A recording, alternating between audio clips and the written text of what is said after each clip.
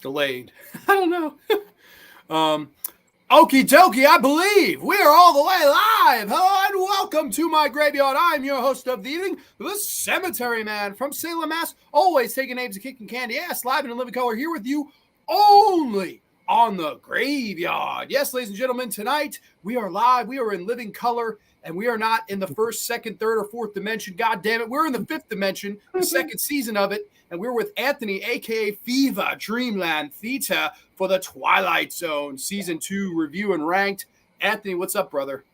What's up, man? It's a pleasure to be here and live and in color. I'm mostly in color. You know, half black and white in there. I got some color. Half and half. Dude, thank you so much for inviting me again. It's a pleasure. I'm happy to be here. Twilight Zone Season 2. Let's do it, man. Let's get it going.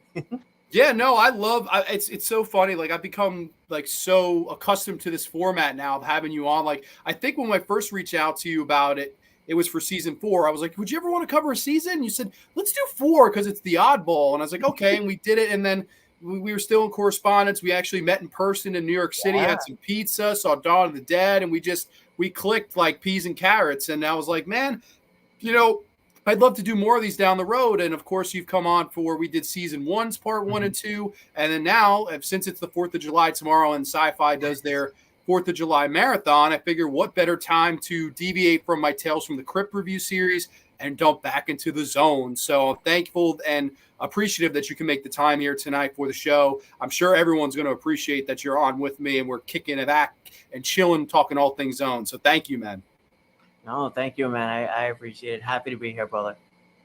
Yeah, no, absolutely. We got a couple people in the chat. We got Ray Stifler. What's going on? Hey, guys, glad to be here. Glad to have you. I think that what made the second season of The Twilight Zone such a very incredible season is that it was the first that audiences ever got to hear the classic theme music. That's a great point. Of course, this was, the first season where Rod Serling shows up in person at the beginning of the episodes. It's not just the voiceovers. So you have him actually walking into frame with a lot of these. You have the whole shot on video, 6 episodes, which we can get into. We'll talk about a couple of them tonight. We got the Undead of Night, good brother Tom. Hey, John and Anthony, what's going on? Tom, we got Triple M, Mernzy's Movie Mansion. Hey, what's up, Graveyard fam? What up, Grande and Fivo? What's going on, Mernsy? Hope all is well with you, buddy. We got Ghostmate Brett. What's up? What's up, Brett? Hope all is well with you. So yeah, man, it's been a while. I figured before we jump into it, maybe if you want to possibly promote your channel a little bit, because I know you got some exciting things up your sleeve coming up, and then we could jump right into this bad boy. What do you got planned coming up on the channel? Because I'm very excited for it. Well, right now, I think the first one coming up will probably be the new exhibit. It'll be another Twilight Zone review, and I'm slowly working my way through Tales from the Dark Side. So I want to do, most likely it'll be a top 10 favorites list for that. Hey, there we go. I love that logo too, man. So most likely it'll be like a top 10 favorite Tales from the Dark Side. And I pretty much already have my list. However, I want to complete the show and then I can tighten up the list even more, get like my absolute favorite episodes. The only thing different I think I'll do this time from last time I did a night gallery top 10 favorite episodes is maybe I'll do some honorable mentions or something like that, because I first of all I get some grief for it in the comment section, but also just because there's so many like great episodes in both across a lot of these series. There's so many great episodes, and when you throw in honorable mentions, you know, you're able to just at least give some acknowledgement to some of the other ones. Yeah, of course. And of course, if you guys aren't familiar with Anthony's channel, Grant, I know I've had him on a bunch of times, but I can't help but plug the guy because, in my opinion, he puts out the best Twilight Zone related content, and he's a good friend. I mean, it's crazy. The Night Gallery episode he did, or the video, got like the most views he's ever got. I think 70-something thousand views.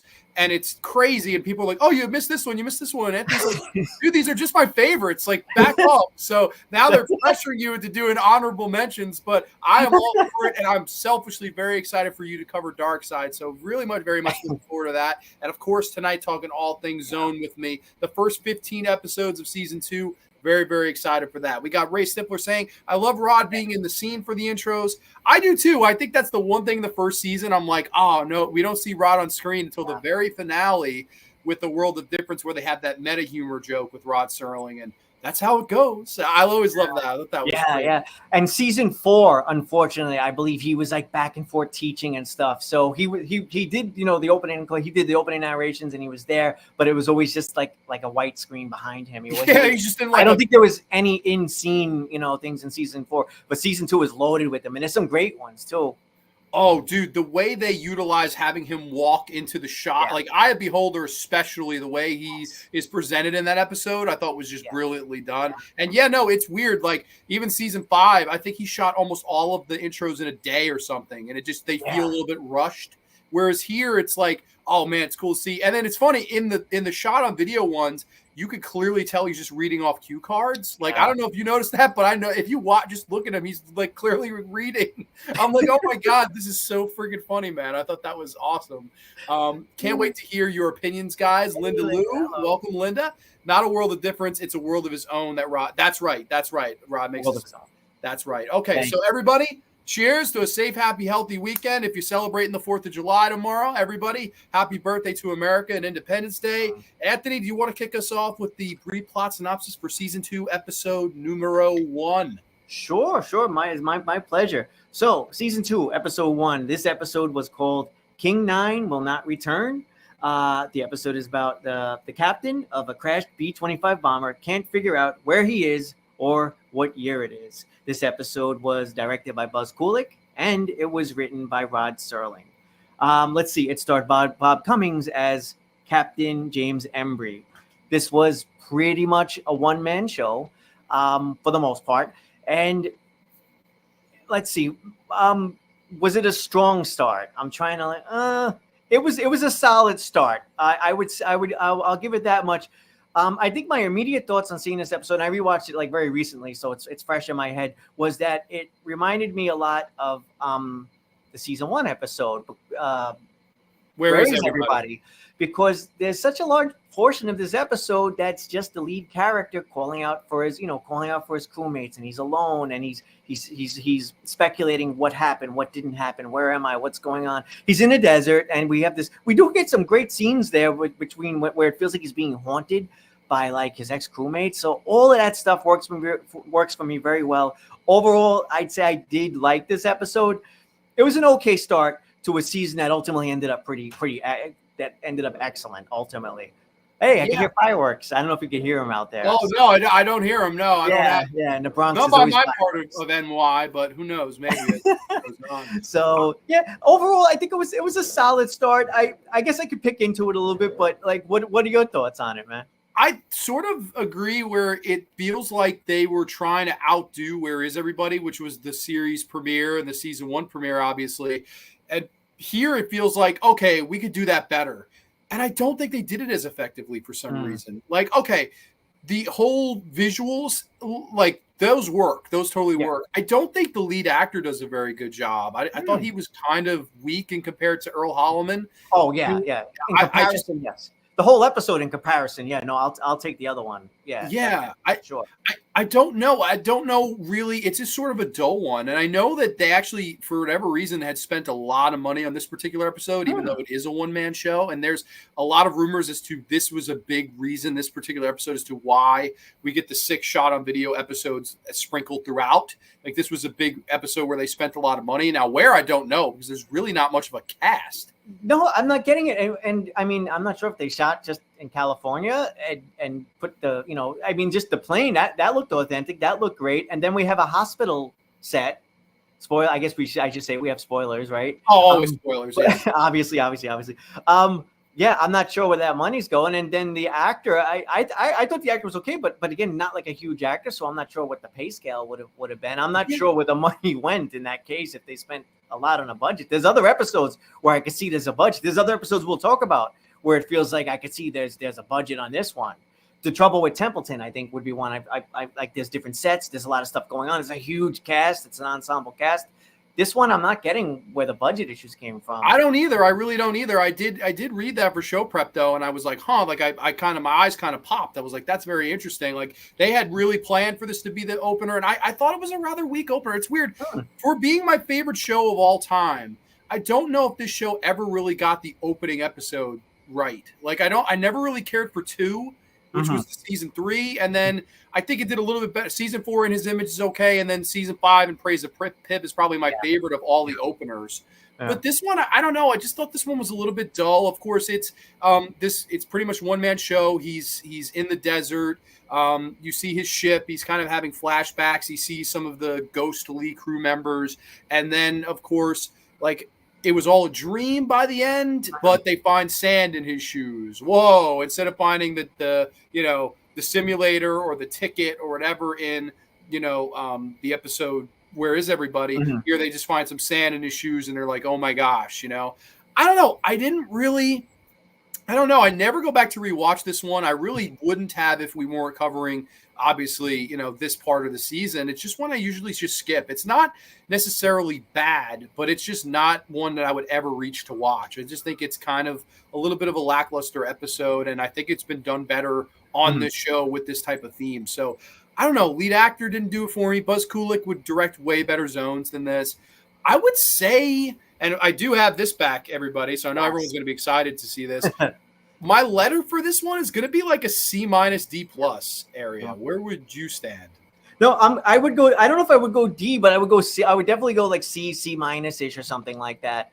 I mean, yeah. I think I'd be hovering around a C, a straight C. So. That's totally. I could see that for sure. I think this is around there, D+, C-, somewhere in that ballpark. It just doesn't pack the same oomph that some of these other ones do, and I don't know. To me, it was a bad step to an otherwise very good season overall of of course, my favorite show ever. So I'm curious to see, has anyone in the chat seen this? Not a World of Different. Oh, I'm sorry. I already read that one. Devious Diva's in the house. Hey, everyone. What's going on, Devious Diva? Hope all is well with you. Stopping in to say hello. Don't have time for the whole stream tonight. No problem, Sean. Hope all is well with you.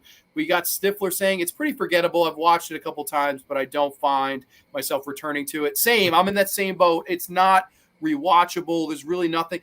I think it could have been saved by a great acting performance from the one-man show. Like, give this to Spencer Tracy. Give this to someone who really could carry it. I think it would have worked. It just didn't. I didn't like this lead actor very much. We also get a lot of narration from him. So if you're not liking a lead actor, you're really not liking him because you hear all of his thoughts pretty much the entire episode.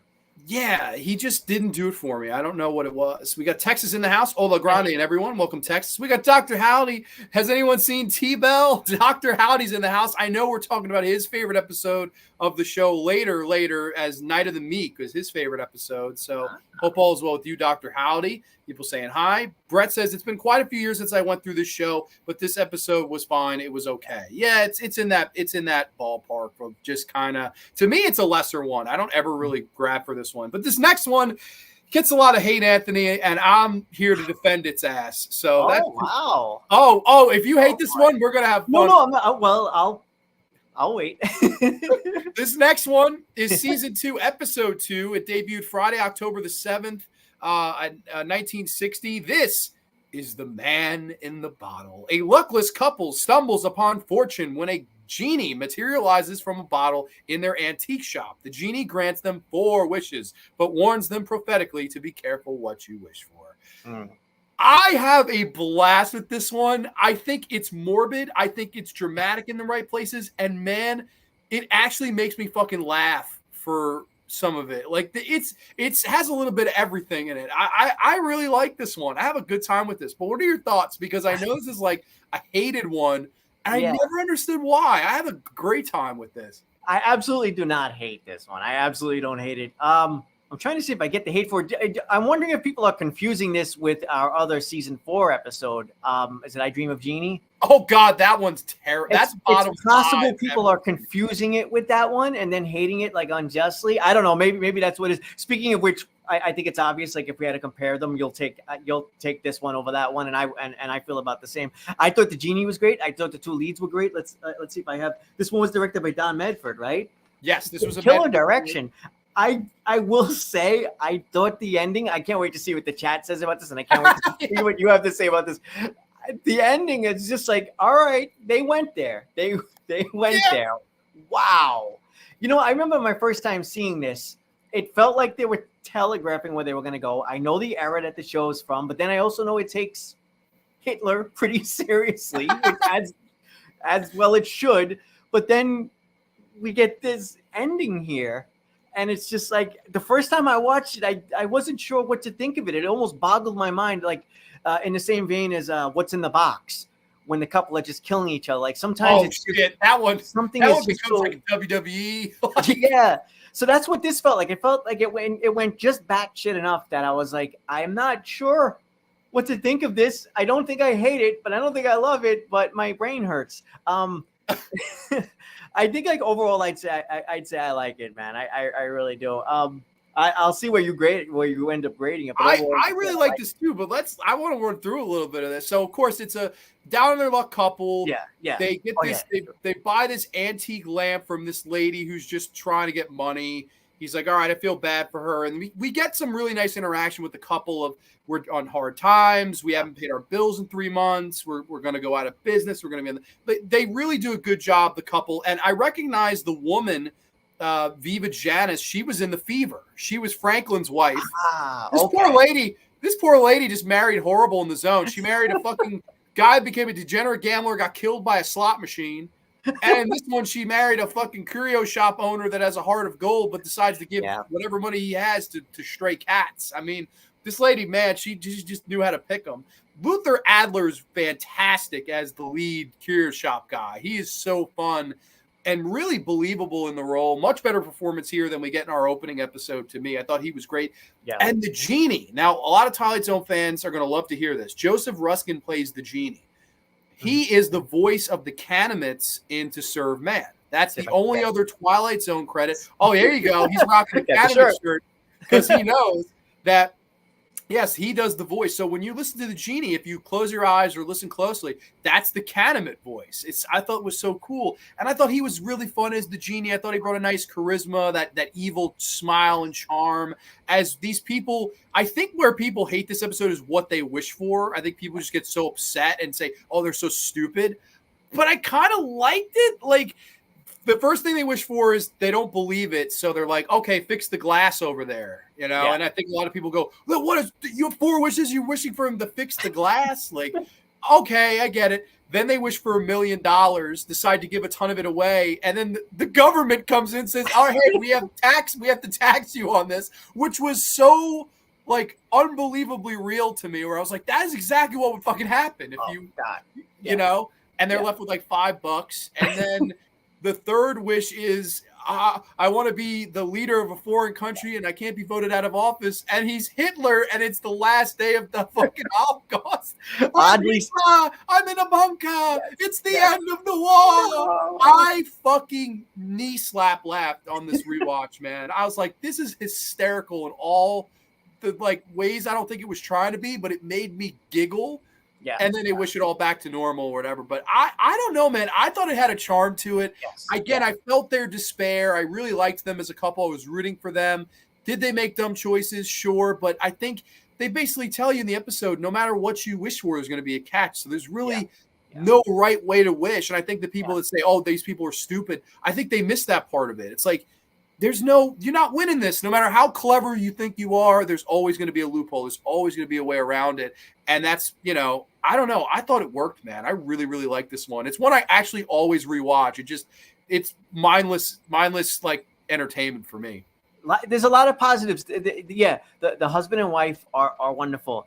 I like that at the ending, there's a bit of like a nice warm message where even though they end up accidentally breaking the glass again, there's this funny moment where they just laugh and they just sort of accept, look, like, all right, so life isn't great right now. It's actually a positive message. Let's just put a coat of paint on it and sort of do our best with it. That's actually a nice message in a way, because everybody wants more money. They want more this. They want more that.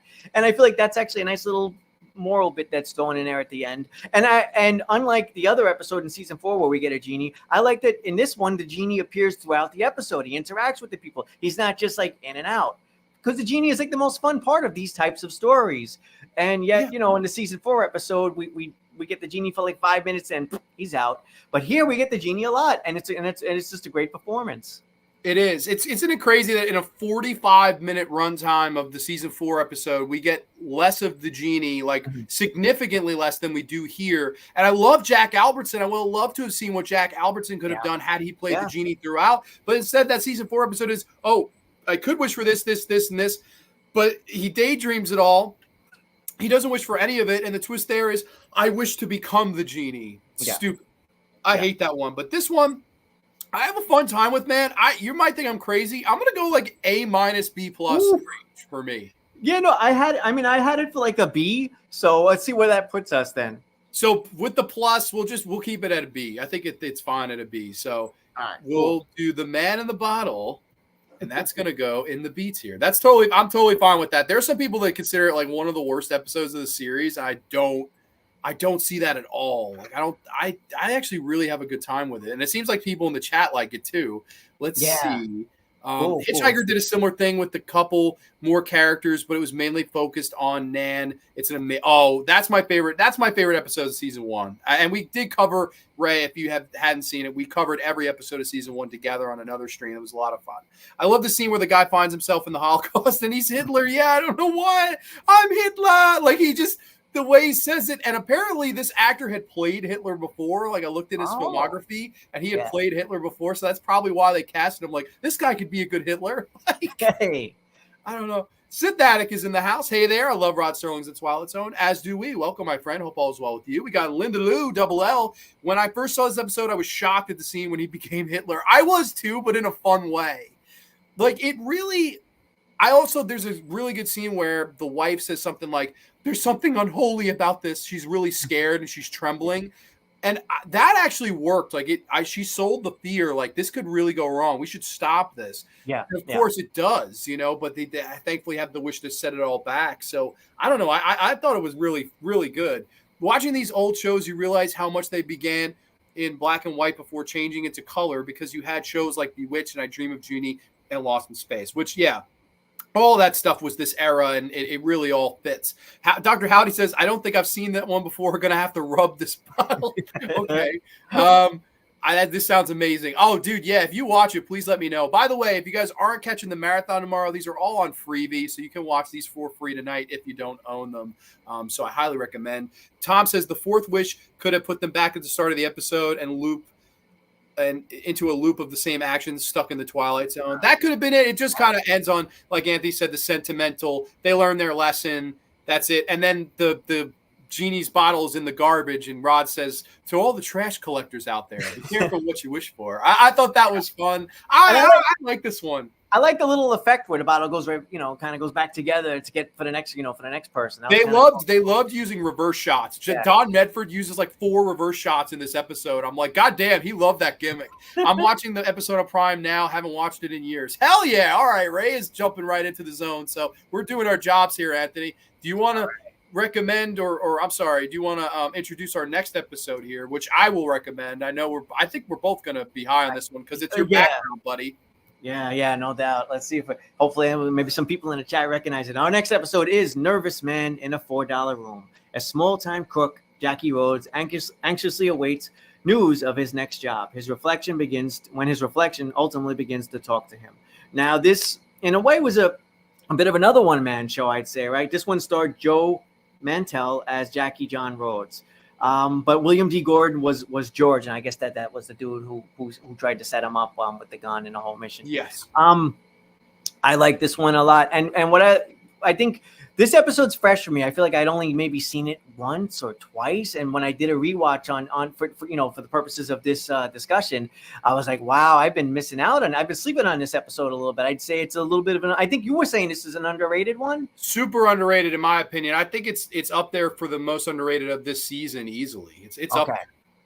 So there's a lot of fun mirror effects, and there's a strong push in this episode. There's a strong momentum where we have the lead, and he has a lot of self-reflection. He has like no confidence. There's lots of insecurities. So we play off of all of that stuff, and I feel like this is another one that ultimately ends on a bit of a positive note, despite the fact that this guy goes through such a struggle, and it seems like he's had such a shitty, crappy life. He's made some bad choices.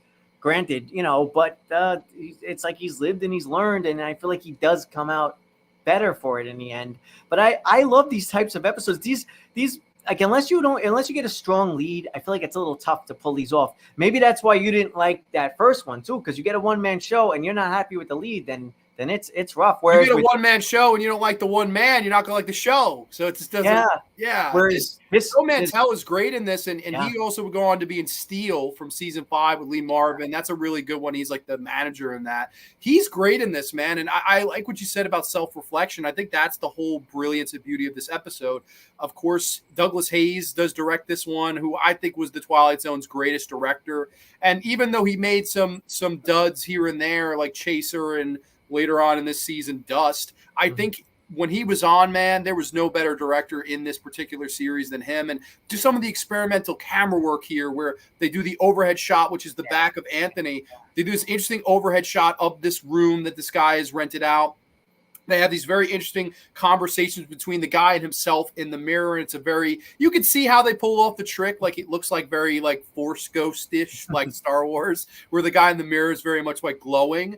But still, I thought it really worked. I really liked the storytelling here of a man who lives in fear, a man who lives with regret, a man who second guesses everything he's ever done because he's never been able to nut up and shut up the people that push him around in life. And we have this guy who did love somebody and didn't go ahead and ask her to marry him. We have this guy who did have a job but wasn't man enough to keep it and got himself fallen in with the wrong crowd.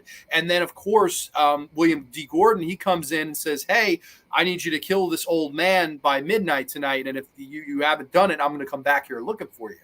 Now, cool thing, that actor, William Gordon, you may recognize him in a couple of episodes from now. He's the lead doctor in He's the lead doctor in Eye of the Beholder. That's the same actor. So, and all that makeup, it's crazy. You see him here without that makeup, and he does a really good job in the episode. He's very threatening and poking this guy almost. And then they have this great, inner battle where, this guy is just battling with himself, and his conscience is trying to tell him, like, we have to move on from this. Is not a living. Like, you're just wasting your life away. And I like what you said too, where, I think this type of episode is usually the opposite, where the good is on the outside and the evil is on the end. And then when the episode ends, the evil is out there. Oh, where's John Carpenter? The evil's out there. They do the opposite, where the good switches places with him, and the nervous man is now in the mirror, and the guy with the confidence, now maybe we get married, now maybe we go get a job, now maybe we get our life back together. And I thought that was great. I really did. I don't know, this to me is just so well done all around. I think Douglas Hayes directs the shit out of it. Joe Mantel does a great job acting. It's so underrated. I really wonder why. This is one of the lower rated episodes, and I don't really get why. Do you think it's just a rewatchability thing? Is it just too dull for people? Like, I really want to know why this one isn't praised. Yeah. Not sure what's up with that. I mean, I'm wondering if maybe do you think once again people are mixing it up with the other episode with Mickey Rooney? But then again, that episode's a bit infamous, because of where it goes and stuff like that. Because it's a lot more, larger than life. No one's, no pun intended. But and that one, I guess also it's just you can label as the Mickey Rooney one, like Mickey Rooney is a household of a name where. It's not. I'm not going to just offhand. Oh, you ever see the Joe Mantel one? Like, even though he's a fine actor, he does a really good job. And I would say it's one of the better performances of the whole season because he has to play two parts of himself. Mm-hmm. He does it quite well. But I don't know. I just always wondered why this one doesn't get the love. And I just thought Douglas Hayes kept the whole thing is in one room, and yet he kept it visually interesting. That's so hard to do, in my opinion. And Douglas Hayes was right on the ball here. I would say this one's a strong A for me. Yeah, no, easily. I had it as an A. You could probably, I mean, you might even be able to talk me into an S, but I had it for like an A+ actually. Okay, so I'm in the same boat. I'm going to go Nervous Man in a $4 Room is going to be our first A of the episode because I think that's a really, really, really good one that more people need to see. So if more people, again, tonight, ones that you haven't seen, I would totally recommend that one being a starting point because it's just so well done on all levels. Writing is good. Acting is good. The direction's fantastic. The story doesn't end how you think it would end. Where evil prevailing. It's kind of a happy note. I like this. Call me a sucker, but I kind of really liked this one.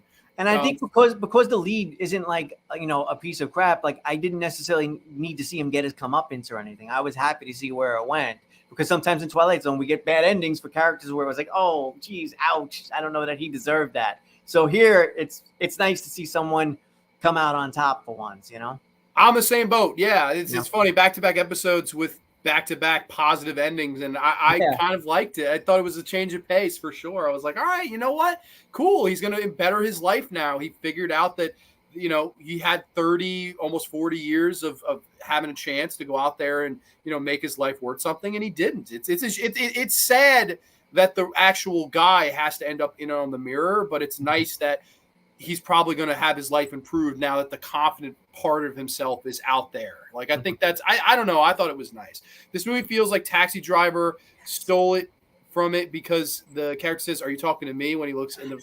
Oh, I didn't get that vibe. Did you get that vibe? Last night, I think I was watching that. I was watching this episode last night, or it was maybe the night before, and my wife brought that up. She was like, "Did you hear what you said?" I was like, "I heard that." I'm wondering now. But I didn't get a chance to research it. Now I wish I did. But I'm so glad that Slasher Fred brought it up, because there's a moment where are you talking to me? And he's looking in the mirror. Awesome. We have to research that. We have to check into it to see. Imagine, if this is Martin Scorsese's favorite episode. That would be maybe it's just a happy coincidence. I don't know. I mean, it's an awesome one if it is. The direction of this episode is amazing. I also really enjoyed the look and story of the Chaser. Yeah, no, hey, the look of Chaser, the direction is great. The episode is just, I don't know. I would say that's the weakest of season 1 for me, but his direction's always good. It's like I'm saying, even in episodes I don't like, his direction was always there for me, at least. I don't know. He's really, really, I think the best director the Zone ever had. And I wish he had done this next episode, because man, this has got to be in conversation for one of the worst that there ever was of the show. And it's unfortunately my turn to introduce. So this is, without further ado, debuted on Friday, October the 28th of 1960. This is season 2, episode 4. This is A Thing About Machines. Bartlett Finchley's paranoia about the machines around him proves true. That's the plot synopsis. And it's about as worthless as it sounds. Yeah. I hate this one. What do you think? I might. It's such a strong word, but yes, I think I think I hate this one, because it gives us a lead who's just a complete piece of crap. He's completely unlikable. There's nothing. There's no redeeming values for this guy. There's nothing there. And then the episode, he doesn't like clocks, and he doesn't like this, and he doesn't like that, and he's always had trouble with machines, and he kicks holes in his TV screen. That's it. I mean, there's not a lot of substance here, and not that every single Twilight Zone needs to be some heavy thought piece, and then it needs to be like endless hours of discussion and substance and this and that. You can have an episode that's just that's just fun, or it simply is what it is. But this one, I'm sorry, no, I felt like it needed a little bit more, and we just don't quite get it, and it's just this episode is just sort of there. It's funny. There's a great interaction he has with his secretary, who's like basically quitting and leaving, and he starts to show a glimmer of humanity where he doesn't want to be left alone. But within seconds, he's like treating her like shit again, and then she's just like, all right, I'm out of here. So it's like they never let this character grow beyond just being an asshole. And he's hard to watch, and it's not dull. I'll give the episode that. I guess it's kind of goofy with razors. Yeah, it is. That's true. Yeah. So there's some kind of entertainment value in it. I'll give it that much. Like, I wouldn't flat out. I don't know if I would go like. Well, we'll get to the grades. But I would agree. It definitely isn't dull. So I'll give it that too. That's probably the biggest positive of it. And it is kind of funny by the time they just really try to murder this guy. I can see somebody with a really like open sense of humor finding this funny. Mm-hmm. I did read that Rod Serling, this was his big, like, he hated rich people, apparently. Okay. Like, Rod Serling had a big stigma and hatred towards rich people, and this was his big middle finger to anybody who's rich, and that's why the lead character is so evil and unlikable and just nasty. So you have that. I mean, you do have some funny sequences where the TV, like some like hot Mexican dancer starts dancing on the TV, and she's like, "Get out, Finchley! Get out! Why are you still here, Finchley?" Yeah, I thought that. I was like, "Whoa, that was weird. I didn't expect that." Was she on the phone later on too? Was it the same voice? It sounded like the same voice. Later on, later on, like there's like a phone ringing or something, and I feel like it might have been the same voice or something like She that. called them. She called them from the fucking stage. I don't know. I did not notice that. If they did that maybe they do a really funny gag where he's like trying to shave and the razor like tries to kill him, and you clearly see it's on a string, and it's like, and the razor's coming at. He's like, oh god! And then the car turns itself on, and is trying to drive him over. Where all these random boxes come from? I don't even know. The boxes. They're just there to be run over. I'm like, who the fuck put these boxes here? I mean, dude, I don't know about you, but I always stack, boxes in my front yard. Of course. Because you never know when a rich guy is going to be chased through, by a car, and you're going to want some boxes to sort of, cushion the blow. They even say this thing when like they're getting him out of the pool. They're like, he wasn't hit into the pool. He just stayed down there. He wasn't weighted down. He killed himself, basically. Like they're saying he was so scared they killed himself. I don't mean to laugh, but it's actually kind of grisly. It's a bit of a dark ending. He just fucking drowned on purpose because he was scared to come up because he was going to get run over by a car. Yeah, wow. I don't like. Maybe I'm missing the boat on this. Maybe this is one that it is supposed to be so bad it's good in a way. And like I could see if someone liked it, that I could totally see somebody saying, "Oh man, like that's the Troll 2 of Twilight Zones," or "Oh man, that's like." Maybe it has that charm for people. I just think it's kind of bad. It's not. I don't think it has that charm. It isn't boring though. I'll say that. I agree. Yeah, that much. And you're saying like Mr. Dope and Mr. Boat. I'm wondering maybe I'm missing a deeper meaning or something else here. In which case it's like, oh, okay, I need to do some reading on it. So if there is, or if anybody knows in the chat, let me know. It's like, oh, this is symbolism for this, or symbolism for that. But from what you said, this was mostly just a middle finger. From Rod Serling to rich people, it's like, all right, I'll join you with that middle finger, bro. But why machines? Like I'm just sitting there and I find myself, and I won't bog down your discussion with but like I find myself circling back if it's a criticism of rich people. I'm not getting it. Then why machines as the plot device? Yeah, why not like poor people or like tie it into it and something like that? Like it didn't work. It really, really didn't work to me. I don't know. I'm in the same. I agree with you completely. The vibe was definitely creepy, so I get it, especially watching it today. Okay, if the episode was made today, you would have Finchley getting the messages "Get out" of here, Finchley, on his computer and his iPhone. Yeah, that's right. We got Rick and the Rick and Crystal show. Hello, guys. Just bought the set on Blu-ray. So timeless. There is something about this TV series. Great show. Awesome. I have the Blu-ray set too. Welcome, Rick and Krista. Hope all is well with you guys. Man, I'm sorry. This is an F for me. I don't know about you, but this is an F for me. This is the worst episode of the season, I think. I'll go F. That's fine. I had it as like a D-, but I would go F for it. I really would. Yeah. Like, I'm not looking forward to like reviewing this one day, at all. Oh, geez. Yeah, no, it's funny. Like you are smart. You put up polls where people could say, oh, and vote on episode. So you give them the options. My dumb ass, it's like, all right, I'm going to do the whole season. And then you're unavoidable. I Dream of Genies and The Bard. And oh, my God, No, but you know what, dude? I have to start doing a few of these because, God willing, I'm able to actually finish the show. I don't want to wrap up the show with a bunch of clunkers that I never wanted to You end the show on sounds and silences. Oh, yes. Okay. That is the worst Twilight Zone for anybody. So I have to start knocking out like a whole bunch of rough episodes, and it might be smart to do those all like one video. Yes. Be like some of the worst. That's an idea. Yeah, that's an idea. You never know. You never know. But I have to say this before we get to these next three. I don't know how you feel about this, but I feel this way. The next 3 episodes is, to me, the greatest run that any American or television show anywhere has ever had. I think these next 3 are all perfect, and I think they're like 3 of the best episodes of TV ever. It's truly the greatest run, 3-episode run any show has ever had to me. So I'm very excited to just talk about these next 3. Following the worst episode of A Thing About Machines, here we are. To me, these next 3, I don't think any of them miss. And I believe it is your turn, my friend. Yes. Yeah, no. And so we are up to the Howling Man. All right. Awesome. I'm glad. I'm actually happy to start with this one. David Ellington comes upon an old monastery occupied by a truth order that is holding a benign old man prisoner. And just to expand on that a bit, the big question of this episode is the mysterious prisoner, possibly the devil. Wow. Wow. What an episode. This is a classic. It's a fan favorite. I love this one. This one is, to me, it's all about atmosphere, and but it also has like, I'd say like would you say it works as like a character study?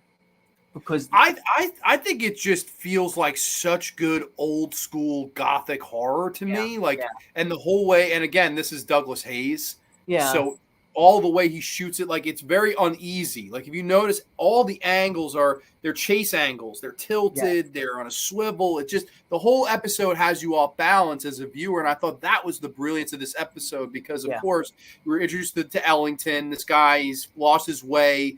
Yeah, he's sick, I believe, right?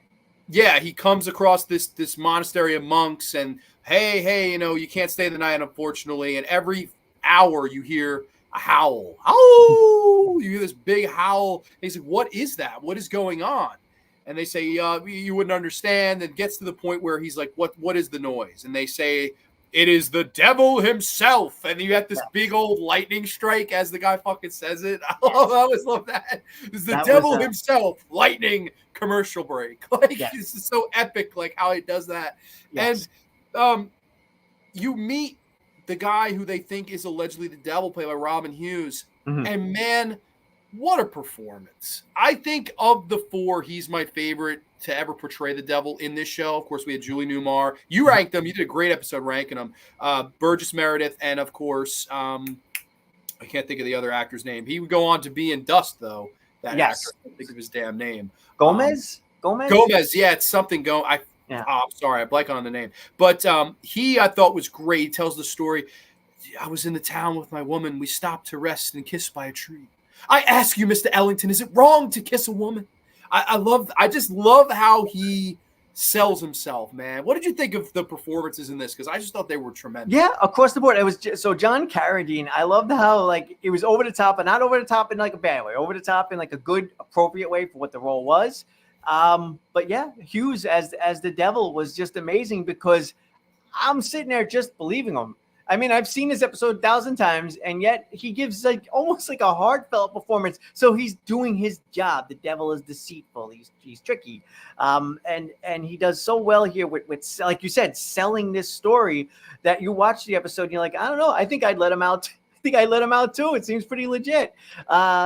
And then we get the great moment when he's walking and he ultimately transforms. I love all of that stuff. That's some great classic horror right there. Ultimately, when he turns into the devil, I've always found one. I don't know if it's unintentionally comedic moment where at the end, when Alita's finally trapped the devil again, and he's put him into a small room, and he's like, "Do not let him out, okay? Because it's the devil or whatever."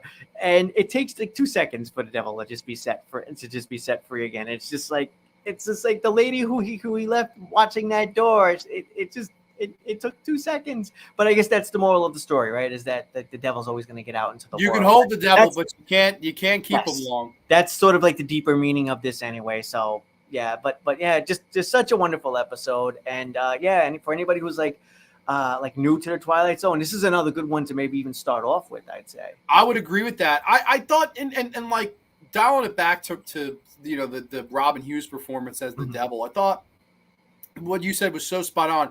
And no matter how many times I watch it, he sells the story. He sells that they're mad. They're stark raving mad. He's trying to convince them to get him out.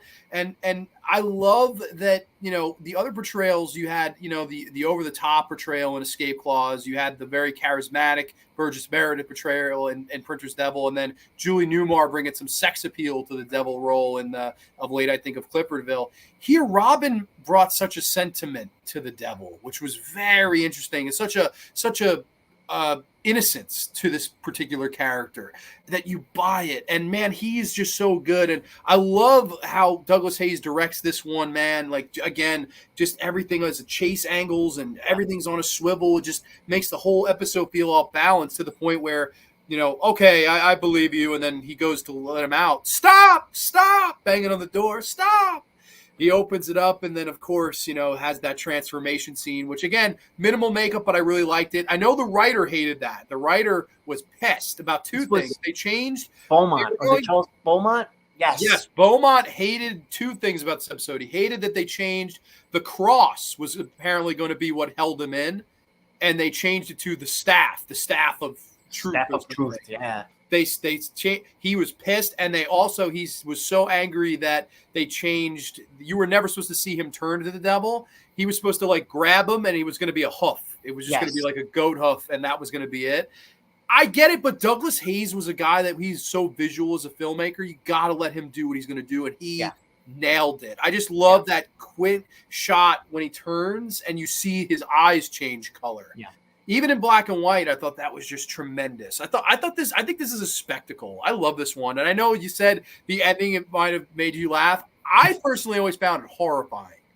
Okay. Like thinking, what is he going to do this lady? Like, and then you just fade to black. Like you don't see what happens, but oh man, that just, it creeps me out to this day. I think it's the best episode of this season. I really do. Like, I mean, listen, 22 is around there. Will the real Martian please stand up? These next two we're going to talk about right there. I mean, it's close, but if you had a gun in my head, this is my favorite episode of the season. I think it's an S+ if I could. Yeah. No, easy S also for me. It's one that I think gets better for me every time. Yeah. Every time, like it improves. Like, so, absolutely an S.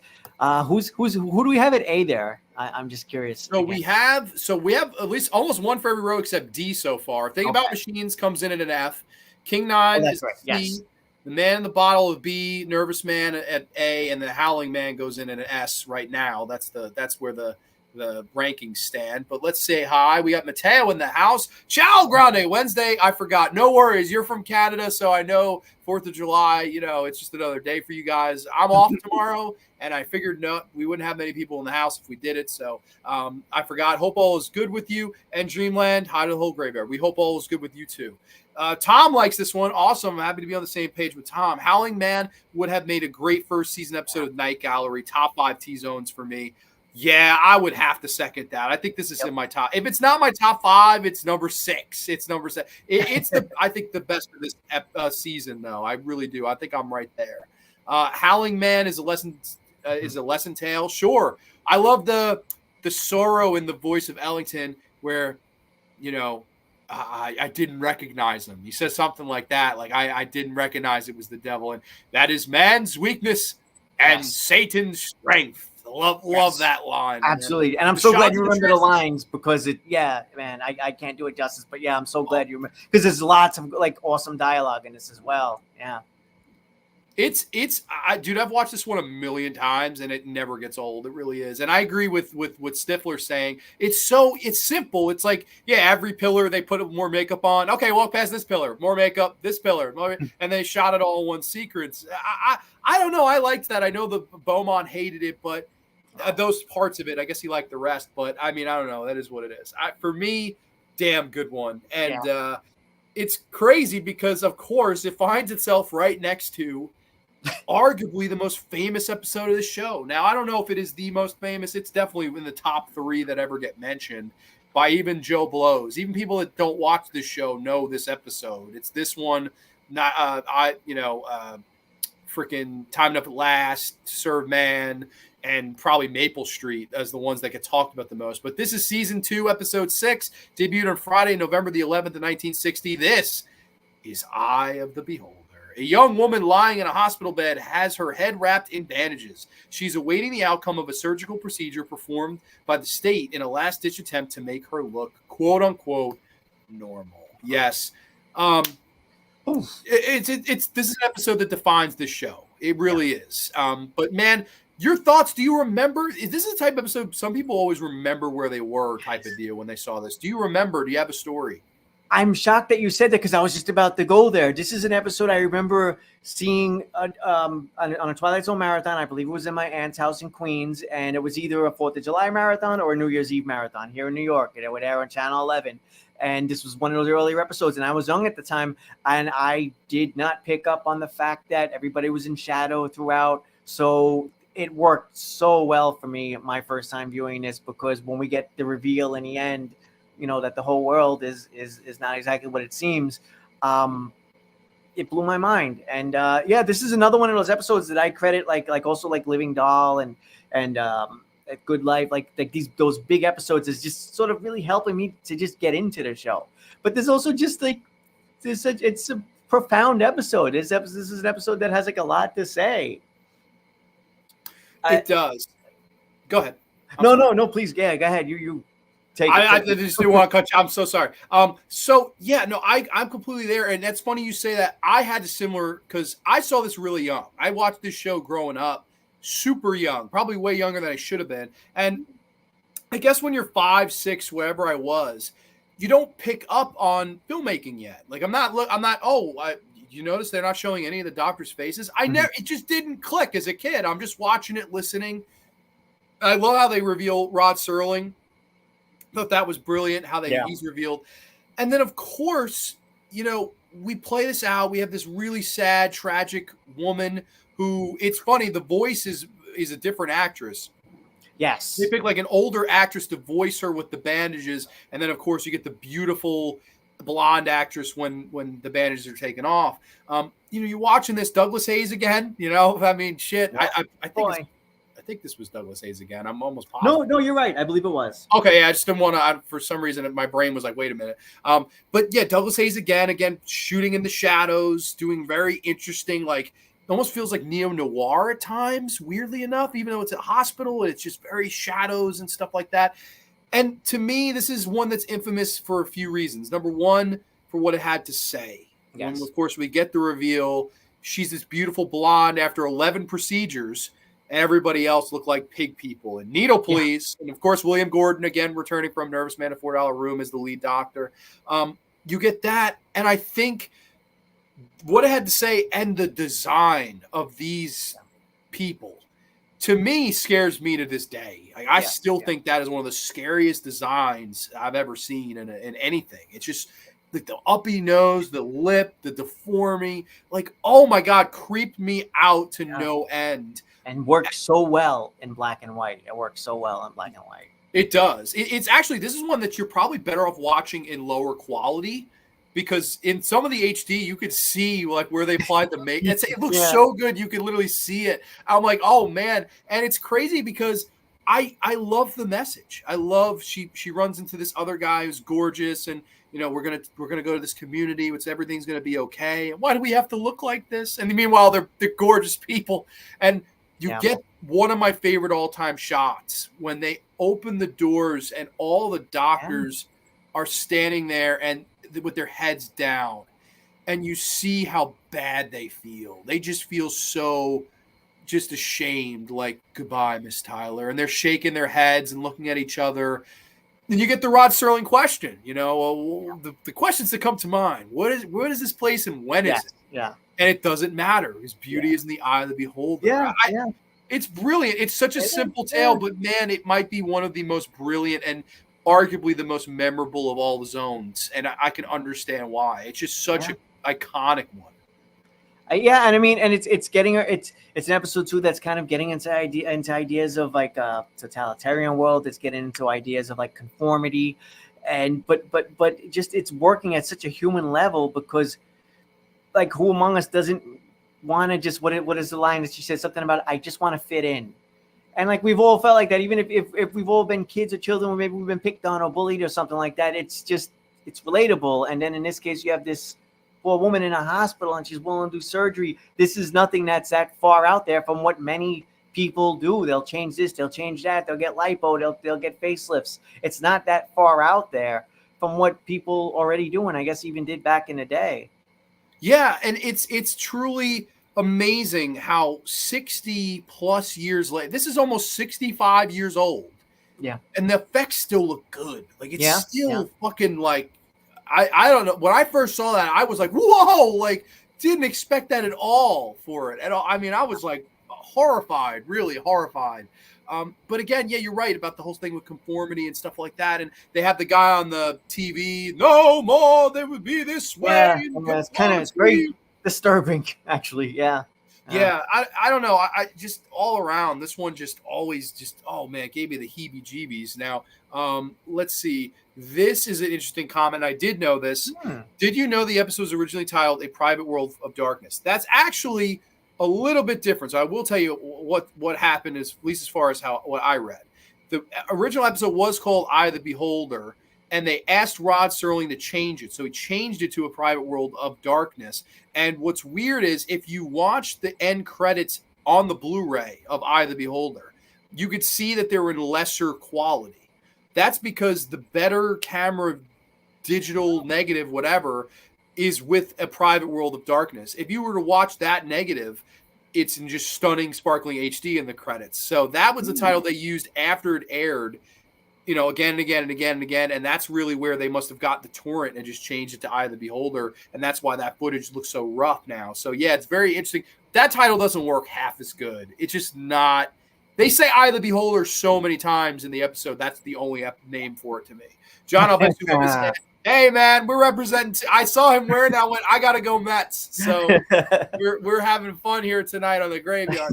Have you guys seen Rick Baker's fan film of Eye of the Beholder on his YouTube channel? It's in black and white. The makeup is fantastic. And it has his own twist on the ending. Have you seen it? No, I haven't, but I will definitely check it out. Thank you. I'm thinking the same thing. It's funny. I'm not sure. I don't know if you've seen the remake of this episode on the Twilight Zone from 2002. Have you seen that? The 2002 one, yeah. For a second, I was thinking, wait, was that in the 80s? Because I know I had to watch all of the 80s episodes too. But then I'm blanking out. I'm like, why do I not remember seeing that in the 80s run? I remember seeing a few remakes. So you're right. It must be the 2000s one. And in that case, I did see it, but I would have seen it like literally just then and just once and forgotten about it. I don't think that episode is well received. It's so weak, man. Like the makeup, and that's 20-something years ago. The makeup in that remake of the 2000, the Forrest Whitaker Twilight Zone is how I always refer to it. Yeah. It's just such a weak. I would love to see what Rick Baker would have to do just because of his effects work. I got to see that. So, yeah, that's something I'm definitely going to check out. So thank you for the recommendation. It really posed the question of what is normal, what is beautiful, and many others. A good sister piece to Number 12 Looks Just Like You. And I love that Number 12 Looks Just Like You. Yeah, it's so true. Like there'll be some times where you'll be out with some friends or whatever, and good looking girl, in my opinion, walks by, and then I don't think she's that pretty. There you go. Beauty's in the eye of the beholder. Yeah. I think she's a 10. My friend might think she's a 7. But that's what it is. That's society, and it's so interesting for them to tackle a theme so simple, and yet it's become so. It's just like a household episode to me. Absolute slam. Like you can't knock this class. This is like I've heard people say it's overrated, and I kind of think that's absurd. Like I don't think it's even close to being overrated for me. Like I know I've had some unpopular opinions. Like I said that I didn't like Maple Street. Monsters Doing Maple Street. Never liked that one. But to me, this one I think just has to go in the S tier. Agreed. Yeah, agreed completely. S tier all the way. SS baby. Mr. Dan is in the house. Mr. Dan, welcome, my friend. Hope all is well with you. Always good to see Dan. Dan's a great guy. But you got the privilege of the next episode. I'm a little bit I was going to say, I apologize. Let me see. We are up to episode number 7. Episode number 7. Okay, which was Nick of Time. Nick of Time. Okay, good. Nick of Time. All right. Newlyweds, Don and Pat Carter, enter a diner in a small town and have their fortunes told to them by a machine. This one was written by Richard Matheson and directed by Richard L. Baer. Now, of course, this one starred the one and only William Shatner. There's something on the way. Fantastic episode. I love this one. I cannot say enough good things about this episode. It gets at superstition. That's sort of like the big theme in this episode, right? Yeah.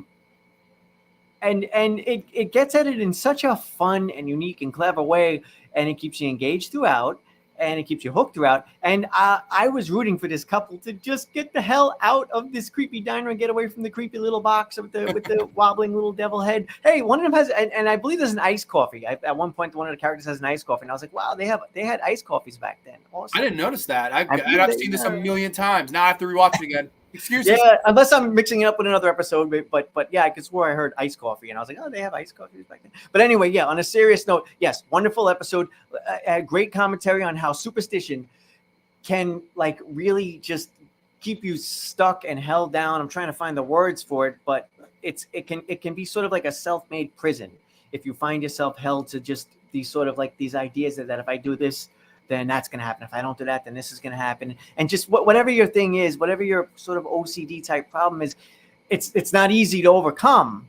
But yeah, we all and all of us have all kinds of little superstitions and stuff. So it's understandable, and again, it's relatable in that sense. But yeah, wonderful episode. Great, fun way of exploring that idea of like superstition and how it can hold us back as in every way imaginable. And we see that at the end with the other couple who don't quite make it.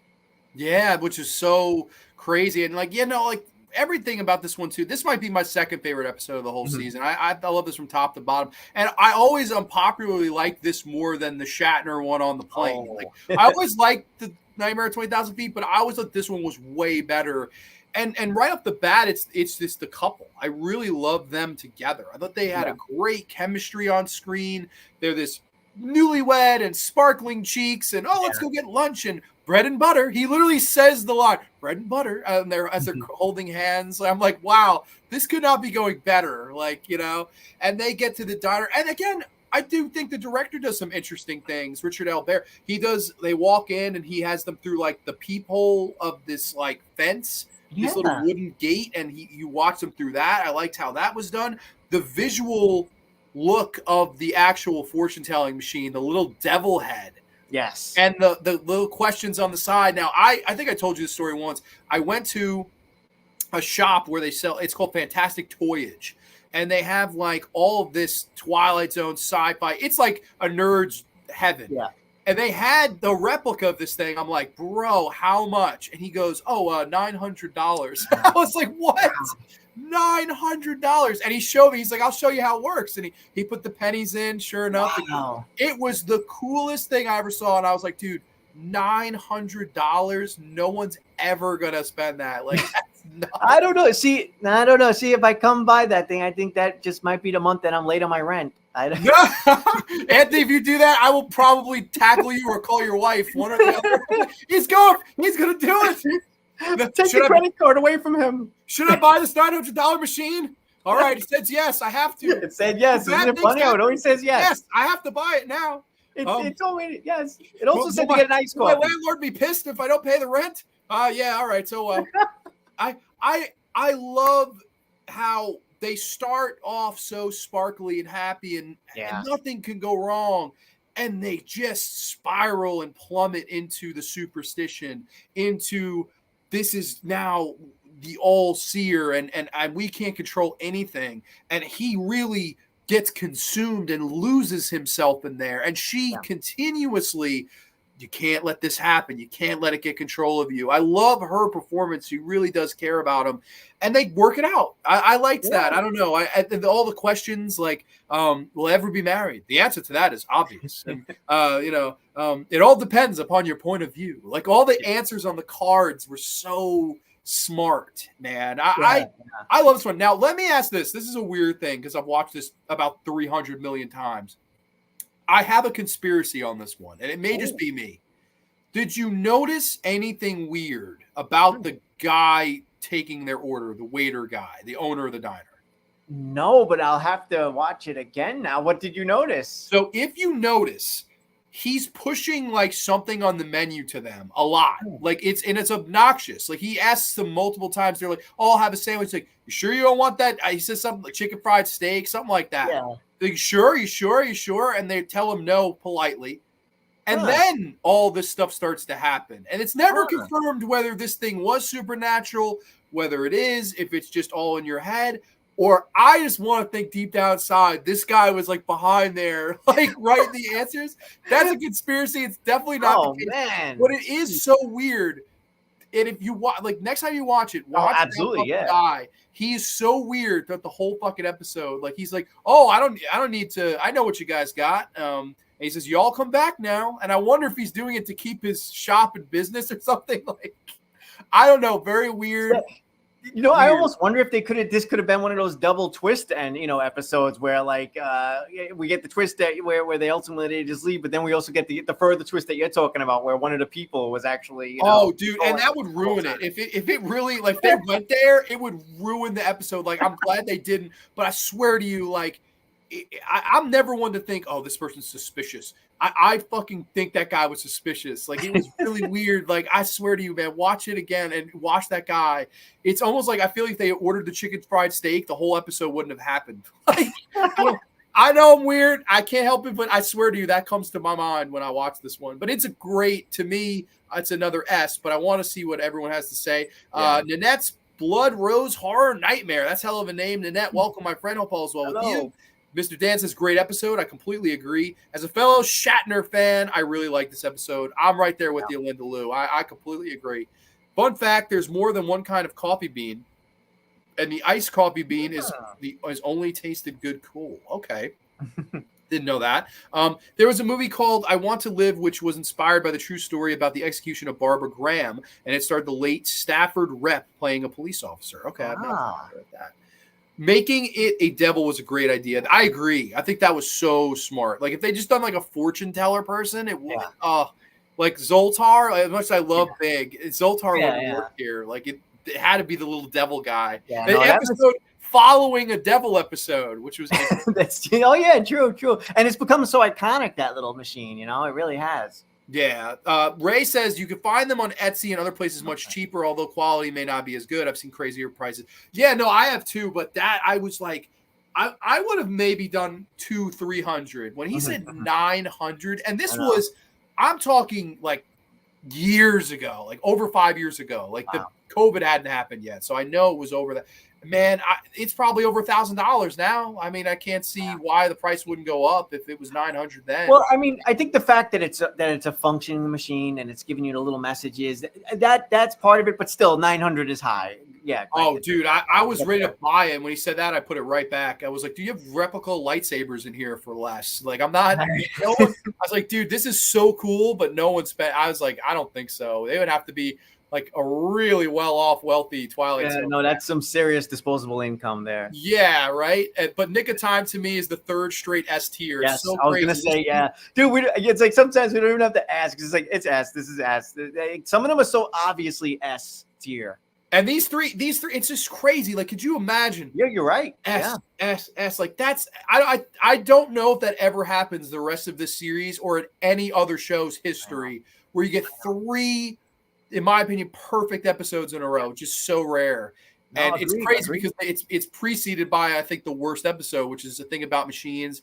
And I guess it's a good segue into the episode that it's proceeded by, which I don't mind. I know a lot of people hate it. Curious to hear your thoughts. Oh, okay. This is season 2, episode number 8. This is the lateness of the hour. Daughter Jana of inventor Dr. William Lauren objects to their perfect, quote unquote, home, in which they are waited on hand and foot by mechanical servants that William has built. This one, of course, before I asked your thoughts, this was the first of 6 that was shot on video to preserve money, and is a big reason why we end up getting a season 3 and onward. These 6 episodes kind of had to bite the bullet, and it works for some of them. It doesn't work for some of them. This one in particular, I thought it worked. I liked the look being a little bit different here. Very soap opera-y, very Dark Shadows-y. But man, what do you think of this one? Do you think this one sucks like most people, or where do you stand? I'm a fan of this episode, man. Nah, man, okay. I love this one. This one was with Inger Stevens, right? She played Jana. I think that maybe the episode suffers in a way because you could argue it's predictable. Maybe you see where it's going. Okay. And then it does take a while because we don't quite get their official reveal of where it's going until the end. But I guess let me just run through what the episode is really quick for people that haven't seen it. Yeah. We have a young woman who's in a house with her parents, and they're rich, they're wealthy, but they're very isolationist, I guess is maybe the word you would say. They do not leave the house. They have a bunch of mechanical servants. John Hoyt plays Dr. Lauren, that's her dad, and Irene Tedrow plays her orgasmic mother. And I say orgasmic mother, And I really mean orgasmic mother because she gets massages in this episode. And I guess I'll be the one to bring it up because I'm definitely the more immature one between the two of us. Dude, I could not stop laughing at this woman moaning, groaning, and it's like you're not sure whether you should be turned on or not by it or just turn it off. It's a choice. It's an interesting choice to go there. And but moving along, so there's sort of a serious story here about like, is this the way to go? Is this the way to live? Like just trapped in your house and basically in fear of the entire world. And then at a deeper level, we also have the idea of just this family being waited on hand and foot by these mechanical beings. The daughter's rebelling against a lot of this, and Ingrid Stevens does like an excellent job here. This is her. I think it's just her second appearance in Twilight. She only second did and final because she died really young, and of course this was the follow-up for her from The Hitchhiker, which she's great. Yeah, so two strong showings I think from Ingrid Stevens. Yeah. This is her lesser. This I think is her lesser appreciated one and lesser known probably. But I also, despite the fact that it's a bit predictable, I do ultimately like where it goes. And I wanted to mention one bit that I sort of caught. This is just a nerdy thing I noticed. We get a very famous moment where she's at the top of the staircase and she's screaming, you know, "I'm a machine." And no pain at all. But we also get a moment in the crappy episode from a while back with the guy who didn't like machines, who goes to the top of the stairs and yells, "You machines!" So we get two dramatic moments of of a lead character screaming about machines. Except in this case, we have a woman. I didn't think of it that way. That's who literally is the machine. So. Yeah, I definitely like this one. I would have preferred it in film, but I could certainly live with it, on video. It's totally fine. I'm not, too picky in that respect. Overall, most episodes with the video thing, I would have preferred with film.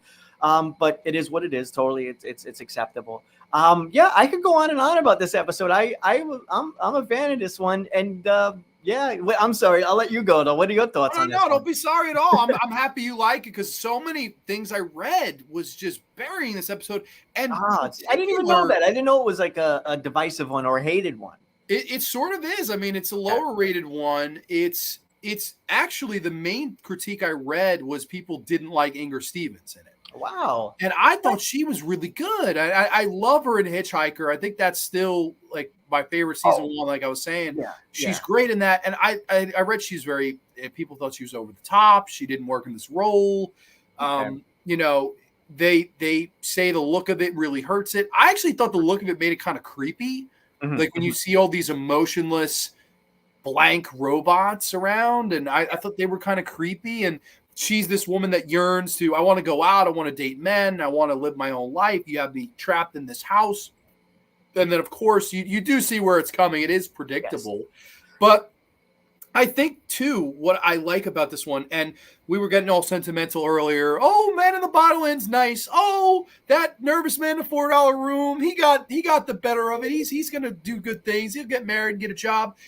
This is a dark ending. Because you have these monologues where she goes into, I hate robots. I hate the thought of them. I hate the sight of them. I can't be in a house with them anymore. She throws one down the steps. She hates these things. And to, by the end, turn her, because the big twist is, wow, their daughter is a robot. Wow, did anyone not see that? I mean, it's a little bit, okay, but they turn her into, like, they reprogram her to be a maid, and she's the one massaging her mother at the end, where in the beginning she was, do you have to make animal grunt noises? Yes. And you turned this person or this robot, this machine, this woman, whatever you want to call her, into the very thing she hated. And I thought that was such a dark ending. I was like, ooh, like that is the darkest thing you could do to somebody, man. That'd be like me coming back as a fan of Creepshow 3 or something. Like I think that's just like horrifying to me. Oh God, no. God, no, yeah, coming back to something you hate, no way. I'm good, man. I am good on that boat. I don't know. I thought it was just so dark. So I really like this one too. I would say it's like a B+ to an A- for me. I like this one. B+, I think I'd say. What would you say? Yeah, no, I would go with a B+ too. I'd say, yeah. I like, because I'm not quite sure about the A, but yeah, B+. I'd say is pretty good. But you might even be able to talk me into an A on a good day, to be honest with you. Sure. I think also too a big, like, one detriment is you're following three perfect, like all-time series greats, and it's just like, okay, this is not even going to be shot on film, so good luck. Yes, Like, yes. Jesus Christ, how much they're working against you? Yeah. No, I was like, that's kind of a shame. I don't. There's one that we will talk about tonight that I think really suffers from the shot on video look, but this is not one of them. I thought this one worked enough to I don't know, tell that story. But for me, that's I know a little bit unpopular, but I liked that one. Yeah. But I think you got the next one, brother. You got season 2, episode 9 for us, and I'll grab these comments really quick before you do. Sure. Let's see. I'm sorry. You can find them on Etsy. You got that one. Yeah, I think 900 would be a great deal for the original prompt before reproduction. That's outrageous. I agree. I almost fainted because it was just a reproduction. It wasn't if it was the original thing, totally I could see paying that. Yeah. I could see paying way more. 900 for an original prop is a great deal, but a reproduction is ridiculous. Yeah, I completely agree. And I think I'm pretty sure you said this to me. Don't they have the original Talkie Tina in a museum like upstate New York? I thought you sent me that. They have some of the original props from the show, and it's upstate New York somewhere. Yeah, possibly. But I'm not sure if that was you. But now I'm curious about it. I have to look into it. Road trip, Anthony. Let's do it, brother. Road trip. I'll see you. We'll get some pizza. Upstate, though, I don't know. We might get eaten alive. Who knows? Yeah, I've seen functional replicas for DC. Yeah, that's cool. I bet you. So I bet you. That's what was getting me the fact about it being functional. Because I'm happy to just like put it on a shelf and look at it and but if it works, that's all the better. But then, like you said, the $900 price tag is like my own. But like, $200. Yeah, that I'd shoot for. Come on, that's kind of cool. Yeah, I completely agree. This episode feels like it may have been inspiration for that classic 80s show, Small Wonder, where unlike this episode, the Lawson treat their android Vicky as if she's a real-life person. I'm not familiar with that. Are you? Oh, God, yeah. I'm old. I know this show. I know it a little too well. It's a cheesy 80s show, and I did used to watch it. And I would say that slasher is right. I think there's an eerie, now that he mentioned, now that I think about it, there's like an eerie similarity.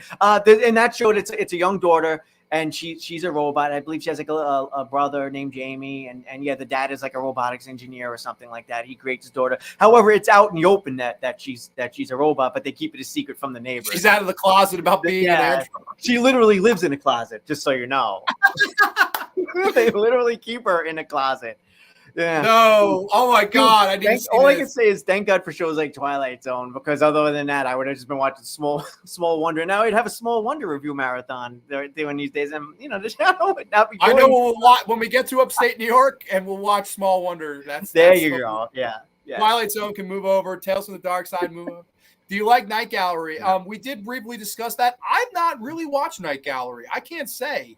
But Anthony did his number one most popular video is on Night Gallery. So if you want to check out Anthony's favorite episodes of that, you can head over to his channel, Fever Dreamland Theater, and check it out, because he did a great job with that video and definitely gave me ones that I was interested to check out for myself. Ginger Ninja's in the house. Yo, Grande's Graveyard. Ginger Ninja just reviewed Sleepaway Camp 3 right here. This gem of a movie. Hey, everyone. Can you guys tell me your favorite episode of season 2 so I can rewatch it? I already said mine. Mine is The Howling Man. Have we gotten to yours yet, Anthony? It's a bit of a tough pick, because it is tough. Howling Man might be it. Yeah, I'll come back to that one. Yeah, okay. So we're gonna dodge that question for now, Rick. I'm sorry. Yes. Hey, Nanette, I would say, gun in my head, I would say Eye of the Beholder and freaking Nick of Time. Nick of Time is right there, but Howling Man is probably Willie Real Martians Please Stand Up is up there. Yeah, those are probably like my top 4, top 5-ish. But really a solid season. The only downside is Rod Serling did not write the Night Gallery. Yes, but he does do of course, the introductions and stuff like that. But without further ado, I'm sorry to have cut you off. Let's do the next episode. You got this one, buddy. Season 2, episode 9. All right, we are up to the Trouble with Templeton. An aging actor is forced to reassess his cynical outlook on life when he travels back in time to meet his first wife all over again. This episode was directed by Buzz Kulik, and it was written by E. Jack Newman. The Trouble with Templeton was a surprisingly good episode.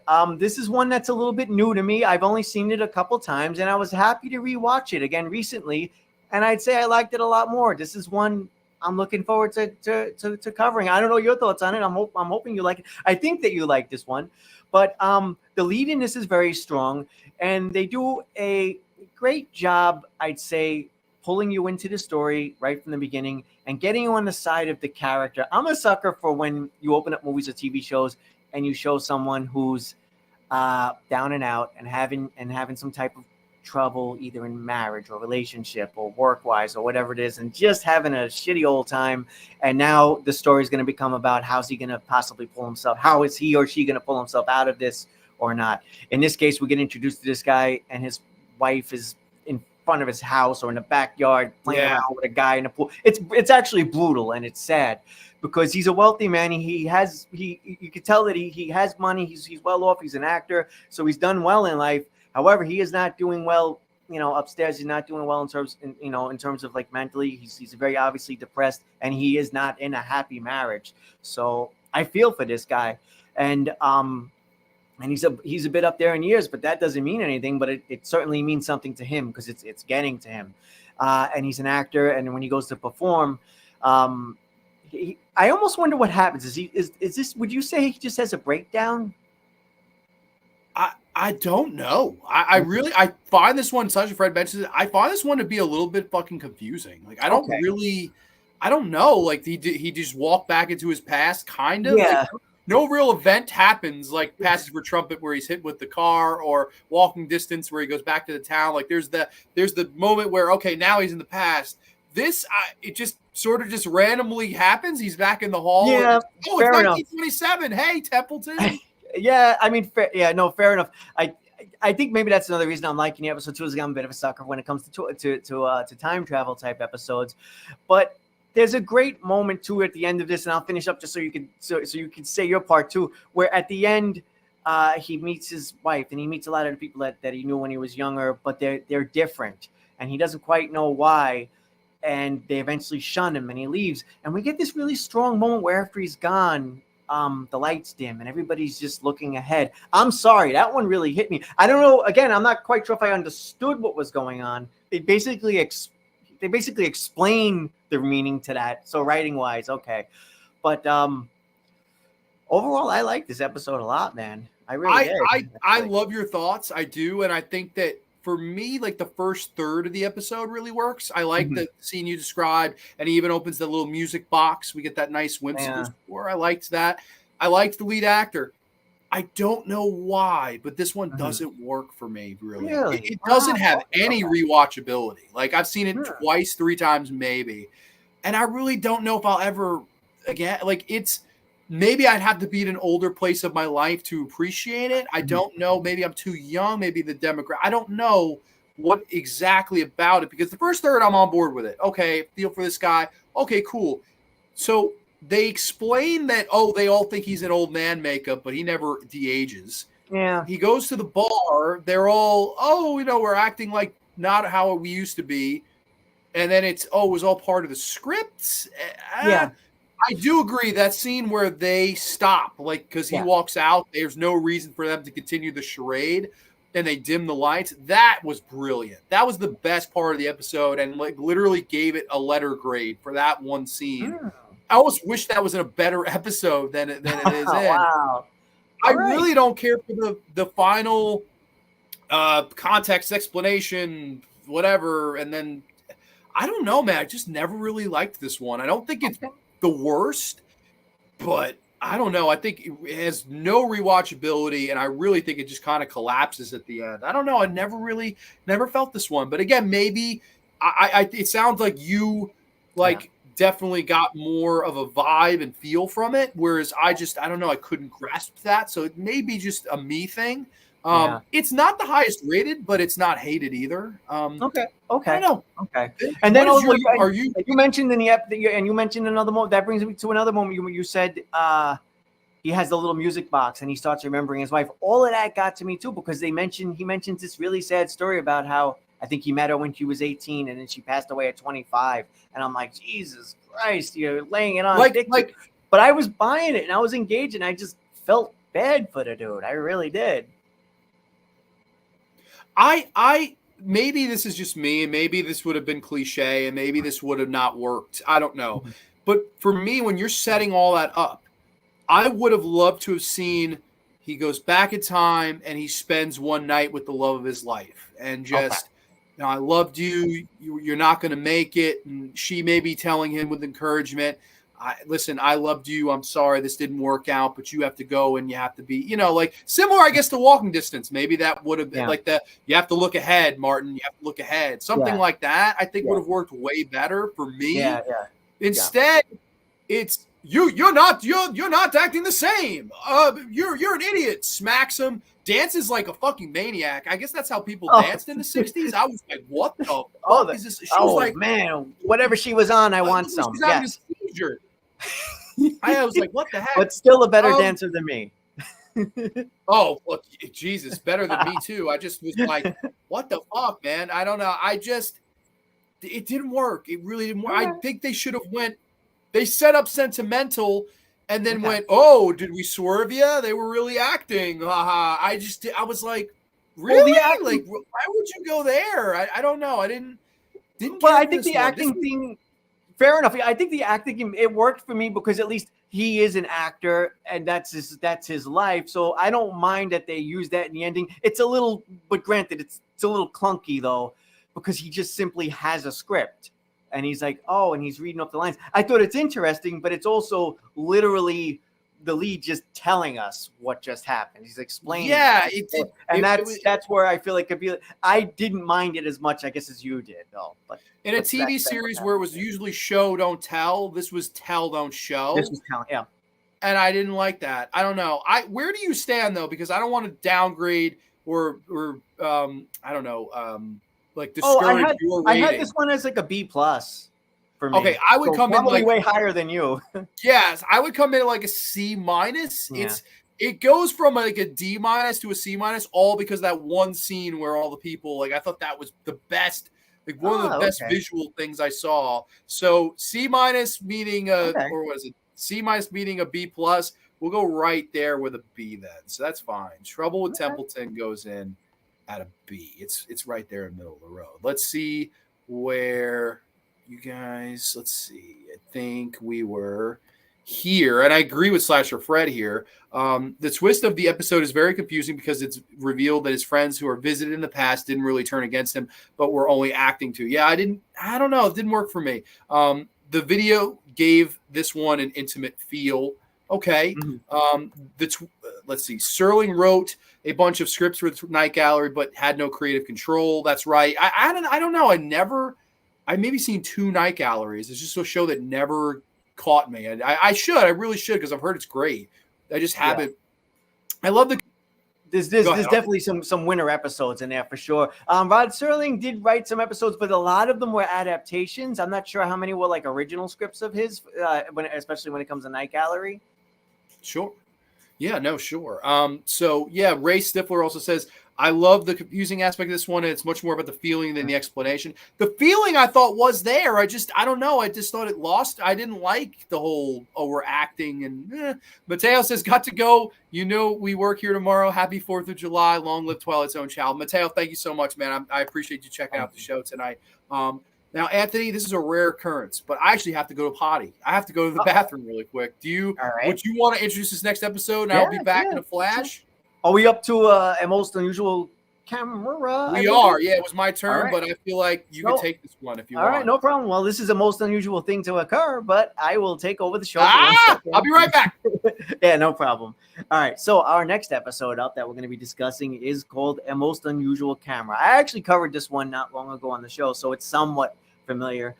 This one is about a couple of petty thieves come in contact with a camera that can predict the future by the pictures that it takes. This was directed by John Rich, and it was written by Rod Serling. It starred Fred Clark as Chester, Gene Carson as Paula, and Adam Williams as Woodward. So this is one of the lighter episodes in Twilight Zone. I guess you can consider it a comedy episode. And when it comes to comedy episodes in a Twilight Zone, they're not exactly everybody's favorites. However, I would say that this one is one of the better comedy episodes.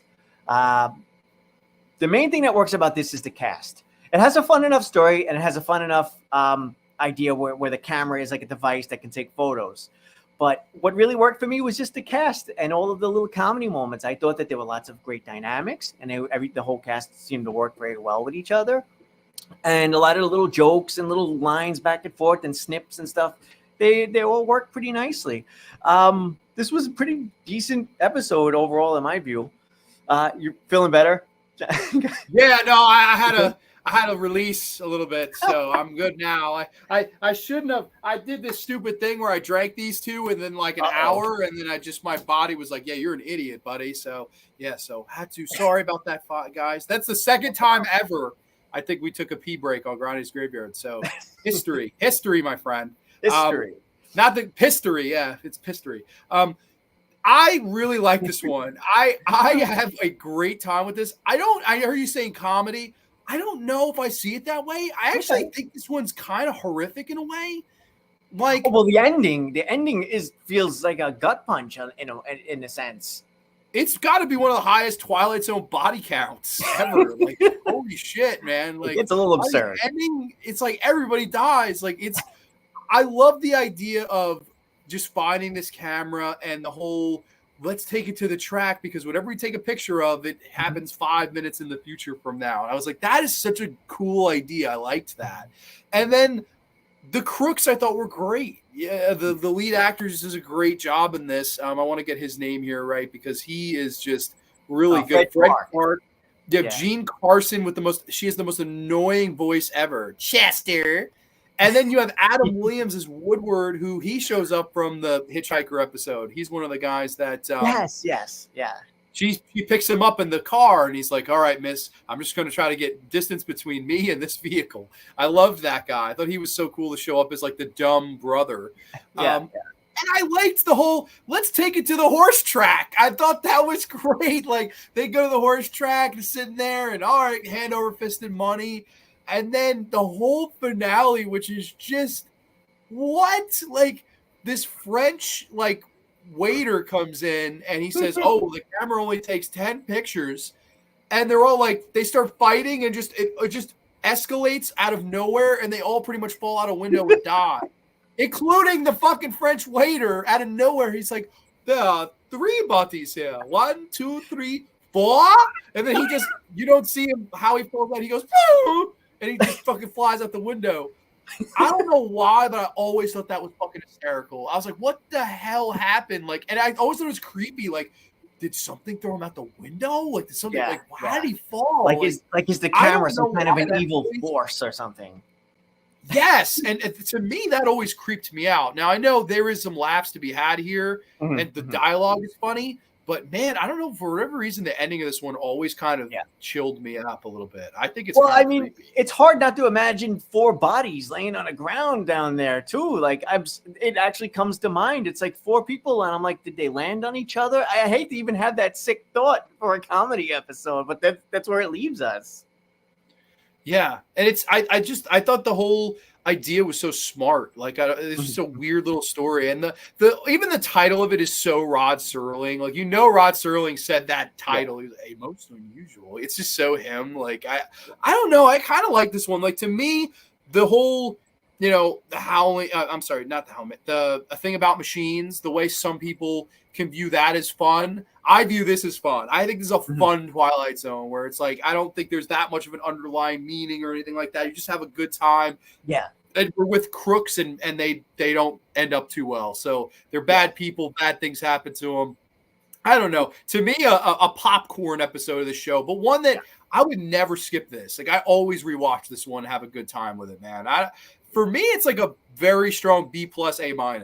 Yep. No, I'm there 100%. Yeah, B- ish is what that's what I had. Okay, so we'll go B- B+ equals a B. So that's totally fine. Let's see what you all have to say. Such Fred, are you afraid of the dark? And Goosebumps did a very similar plot, which involved the camera, which predates what will happen. Yes, Say Cheese and Die, the infamous with Ryan Gosling was the actor in it. Very young Ryan Gosling. Hey, Patrick. We got Pat in the house, Anthony and John. I know Pat is a big baseball fan, so I know he's a big Yankees guy, so that's really cool that we got Pat in the house, another fellow New York baseball fan. This one is a lot of fun. Our fam always laughs at the fact that the Frenchman sounds like an elephant. Yeah, he's like, oh, like what happened? And when she runs, there's like a wire, like a random stray wire that she trips over. That always horrified me. Like I always remember if I was ever in like an apartment, like looking for wire, like my mom, what are you looking for? I'm looking for wires. I don't want to fall out the window like this dumb bitch in a most unusual camera. Yes, I mean 4 people. With you when you're young. The Undead of Night, John had to make a run to the toilet zone. Yes, I did. I really, really did. I was holding it in for like 3 episodes. I'm like, there is no way I'm going to make it to the end.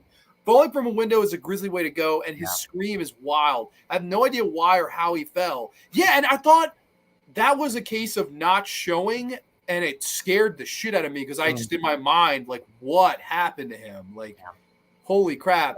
Dude, we get a lot of people tumbling out of windows in Twilight Zone, now that I think of it. We really do. We really do. How many? You got escape clause. What's in the box? You have 4 people in this episode falling out of windows. Well, yeah, this episode alone pertains to Franklin from the Fever falls out of a fucking window. Holy shit, man. Why is there so many? Why? I need to do a compilation now or something like that. Who did the best window fall in Twilight Zone? That would be amazing. Okay, so people will be like, "Oh, you forgot the window fall from such and such." I'm like, Jesus Christ. Yeah, somebody comments, "You dumbasses, you forgot the window fall. It sounds of silence." Like, I always love you get like mean comments. Like, there was a funny. I reviewed Grey House. I saw that it was a play on Broadway. I saw it with my mom, and someone was like, "I just want to hear about the play," like because I talked about the day I had with my mom before I reviewed the play, and this person must have just got angry and was like, "Fuck this guy and his mother," and the day he had. Like, it was the meanest. And then I always reply with Uber pop. I'm like, "Thanks for watching." Like a smiley face, like fuck you. Like, I don't know. Some people go kiss my ass. But since you did the last 2, I'll take the reins in the next. Whichever way you want to go is fine by me. Yeah. So let me introduce this next one. Please don't be jealous of me because it is a good one. This is season 2, episode number 11. This is The Night of the Meek. And fun fact, I do share a birthday with this episode. It debuted on Friday, December the 23rd. Hey. That is my birthday, so that's very cool. 1960, a lot before my birthday, but still, we share a birthday. Very cool. After derelict Santa Henry Corwin is fired from his department store on Christmas Eve, he finds a mysterious bag that gives him presents and fulfills his wishes to help the less fortunate inherit the bounties of Christmas. I have reviewed this once before, so I don't know how much I want to go about it. But do tell, like, do you love this one? Yeah. What's your thoughts? It seems to be a big series favorite. Yeah, this is a fan favorite. It's another one of my favorites too. This is one that's definitely grown on me over the years. So, first of all, with the star Art Carney, I also grew up watching reruns of Honeymooners. So to stick this dude in this episode, and he's playing such a sort of down and out yet still lovable character. The guy has, like you mentioned about a few of the other characters, there's a heart of gold here. This is just a sincere, decent person. Yes, he has a drinking problem, sadly, but like the second he gets this gift bag, it's almost like it's a sobering experience, and he just becomes this giving, warm person. And his first instinct is just help the world, be giving, be kind. And it's like, what better message can you have for like a holiday episode? What? I mean, it works perfectly. So yeah, I absolutely love this episode. It's another one that fits up there for me. Like when it comes time for the holidays, for Christmas, like you throw this on, you throw on like Home Alone or something like that, and it fits so well. Christmas Story. It fits so well in that little group of nice, pleasant, easygoing Christmas stories and Christmas movies. I agree 100%. It's really a beautiful story. I love. There's nothing mightier than the Meek. I really like this one. I like that he did handpick Art Carney from watching Honeymooners. Like that was a Rod Serling. He handpicked him. He was like, I need to see him play Santa, and that's why Art Carney gets the spot here. I do think that of all the ones shot on the way that they're shot, this one should not have been selected for that. This really should have been shot on film because I feel like it really suffers. Yeah. It makes it just look cheap. Yep. In a bad way. I don't And when know. you look at it, you're like, boy, if this was in film, like look at the sets and the snow. Like, yeah, okay, I get it, it's a set or whatever. But it's still, I feel like it would just look so. It would look wonderful in film. I agree. And there are Yeah. other ones that I think you could have easily like Dust. I don't think Dust really needed to be shot on film. I don't think Thing About Machines was definitely, I don't know, there were lesser episodes that I think could have taken the hit here, but instead they go this one, and I'm surprised they went this one because generally with that they took smaller scale stories. Like Static is all in a retirement home, and Lateness of the Hour is all in this person's house. This one, we're in a few places. We're in a mall, we're in the alleys, we're in some police department, we're in a few different locations. Yeah. So I'm surprised they selected this one as one of the ones to take the fall. And like you're spending money, on actors and sets and you know, you have snow coming down and you have all of these things going on. Yeah, the mall, like you said, it's huge. You have kids there, and then you're shooting it on. Well, it is what it is. Yeah, that's the only thing that I'm like, like why this one? Like I would, oh my God, I would love to know why. But it is really beautiful. I watch it almost around every Christmas. Like I did an episode way back where I did the Christmas specials of like Tales from the Crypt and Tales from the Dark Side and this, and like I reviewed all of them in a row. So I gave my full thoughts there. I really love it. I know Dr. Howdy, I don't know if he's still with us here, but this is his favorite episode. He's talked about it on the show before. So I really like it. I do think it has a couple of laughs. It's very has a nice heart. It's a nice trip into the Twilight Zone for, you know, a Christmas theme. So I really like it. And it sort of predates Bad Santa. It's a drunken mall Santa and brings joy to some kid. I mean, it's a little bit different in, you know, its ratings. One is G, one is very, very R, but I think in a nice way. I never saw it as an S, which may disagree with you. I'm going to go like a strong, just a solid A for me. Yeah, A or A plus. I would go with it. Yeah, I would say A or A plus. Okay, that's fair, because I know a lot of people would say this is like one of the best ones, and I like it a lot, but I just don't. It doesn't make that that step into being perfect to me, and I think maybe that is because of how it was. Like I think shot on film, probably would have been an S. You guys would help nudge it up a little bit. I can't, every time I watch it, I'm like, oh, like why the hell did you shoot this one in lower quality? It didn't make the most sense to me, but I mean, you know, it is what it is. It's still good. The towering fall zone, Harry and Tonto. Yes. I think that what makes this episode so amazing is that it was only holiday episode the Twilight Zone ever did, because they never did a Halloween episode, which is a huge missed opportunity to me. Like I love the Tales from the Crypt did a few, I'm not sorry, Tales from the Dark Side did a few Halloween episodes, which just, I don't know, it just makes that, it just works. I've never been a fan of overly sentimental episodes or any Christmas episode of any show, but I really appreciate the way it doesn't depict addicts as inherently bad people. It's incredibly sweet. I agree. I think it's really, really a nice episode. I like this one. I think it's good. I will say this. I don't know if you feel this way. I don't really watch this one unless it is around the holidays. Like I didn't rewatch it for the show. I was like, I've seen it enough times. Like it's not. It doesn't work in July. Same way. It's a good holiday one. If it pops on them, maybe not. Yeah, but definitely around the holidays. Sure. So. Okay. Yeah. Really fun episode tonight. I haven't been able to chat as much as usual, but I've been here listening. Brett, thank you so much, man. I appreciate it. Thank you. Thank you. Next episode, and I'm going to introduce this one too. Okay. I don't really like this one at all. Season 2, episode 12. This debuted on Friday, January the 6th of 1961. This is our first 1961 episode, for what it's worth. This is Dust. On a hot day, sympathetic Sheriff Koch, a callous con man, Peter Sykes, are among the many who gather in a desert town to see young Luis Gallegos hanged for accidentally killing a child while drunk. Can some magic dust save Luis? I don't like this one at all, man. I'm sorry, but what do you think? Because I know you said you had a passionate discussion about this morning, so I got to know. I had a passionate discussion about it this morning at 5 a.m. So we'll see if we have any of that juice left in me. I'm not sure if I do, but I'm so conflicted on this one, bro, because I get where it's going. I understand that it's an episode that's rooted in the value of forgiveness. Just so people know, I can run through it real quick. This is an episode about a man who's in jail, and you know, like as you know, he's going to be put to death. But the thing of it is that he got drunk and he killed a little girl. So that's why he's in jail, and that's why he's going to be put to death. To be clear. I can't get past that. I can't. So Me this neither. is one that sort of begs the question, like, where's your moral compass on things, and how much would you be able to forgive? But I mean, even I think another thing that's getting me with this episode is I am a dad and I have a couple kids, and yeah, I don't know that forgiveness is coming into your equation. But even that said, anybody with a loved one, mom, dad, sister, loved one, brother, whatever, girlfriend, if they were to get killed by a drunk driver, I don't know how much forgiveness you're gonna have. But that's what this episode is really all about. It's like it's really getting to the it's really asking how much do you have enough in you to forgive someone for a heinous act. And let me ask you this. Do you think they were going for sympathy for the lead? Because I do.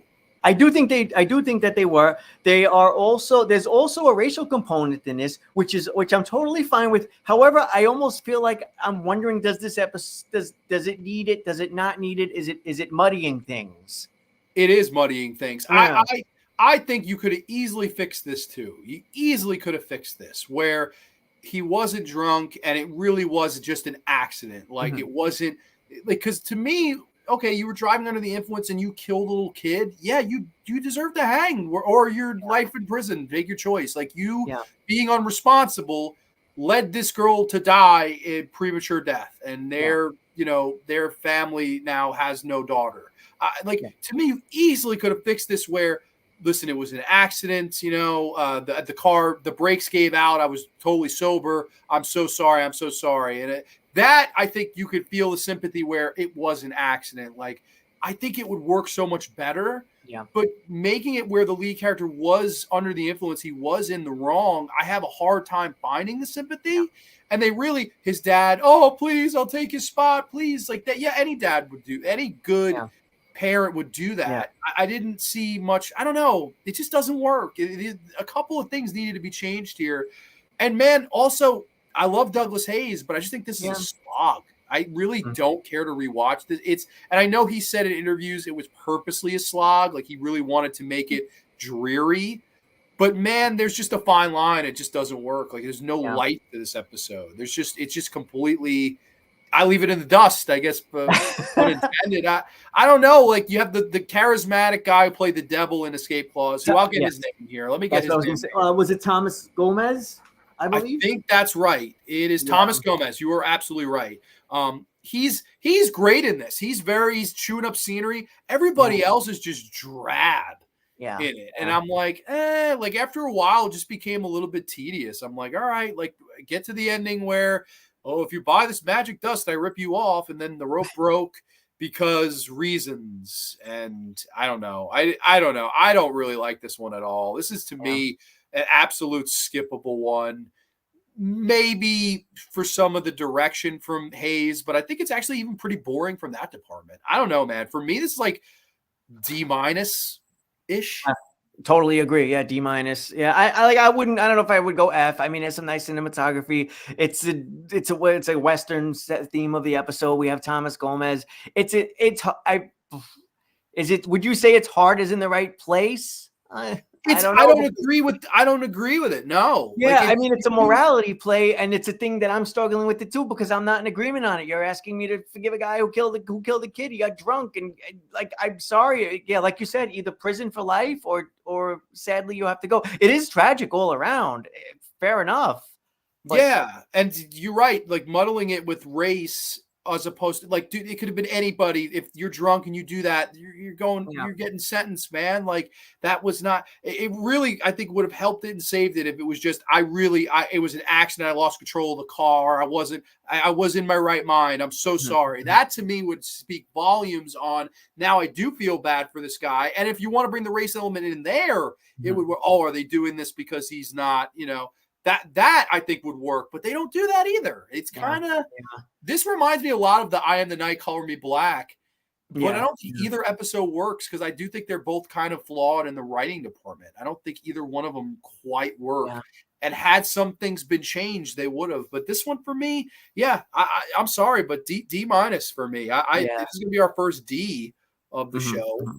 And I think even with the racial component, I believe this may, I read somewhere that, and I have to double check this with a couple of other sources to confirm it, but I believe this was a script that Rod Serling had worked on for like a lot of years, and it had been rejected, and he reworked it.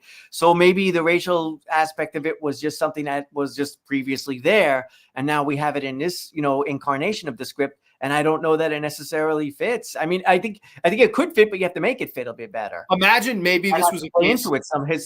The race of the man needs to play into this maybe somehow more overtly. I would have done that over the being drunk thing, because it doesn't work with the being drunk. I think, who knows? And now I didn't read this. This would all be speculation. So don't obviously take this with a few grains of salt. Imagine if the studio stepped in and said, "Oh, throw the drunk element in there," and he had just originated, or it was an innocent, Mexican man who accidentally did that. To me, if they did that, then I could forgive the episode and even give it another letter. Okay. But I don't, there's nothing that says that. I don't know if that's the case. So that would all be speculation, but I could see CBS doing that. Yeah. I could totally see them going, this is too preachy, political, racy. Throw in that he was on alcohol and that go from there. And if they did that, it ruins any point of morality and any sympathy you could feel for the lead character. So I think a big swing and a miss for, it feels like they wanted this to be a big episode, and it just isn't. I don't really like this one. Meek is a good double bill with the Night Gallery's Messiah on Mott Street. I've not seen that. Have you? Yeah. So this was sort of one of the holiday episodes of Night Gallery, and I believe that one was written by Rod Serling either as well, or he adapted it. Yeah, and it's a very sentimental story all the way. Yeah, that one is a fan favorite. It wasn't necessarily one of my favorites, but that one is a fan favorite for Night Gallery fans. Okay, so that's another one I'll have to.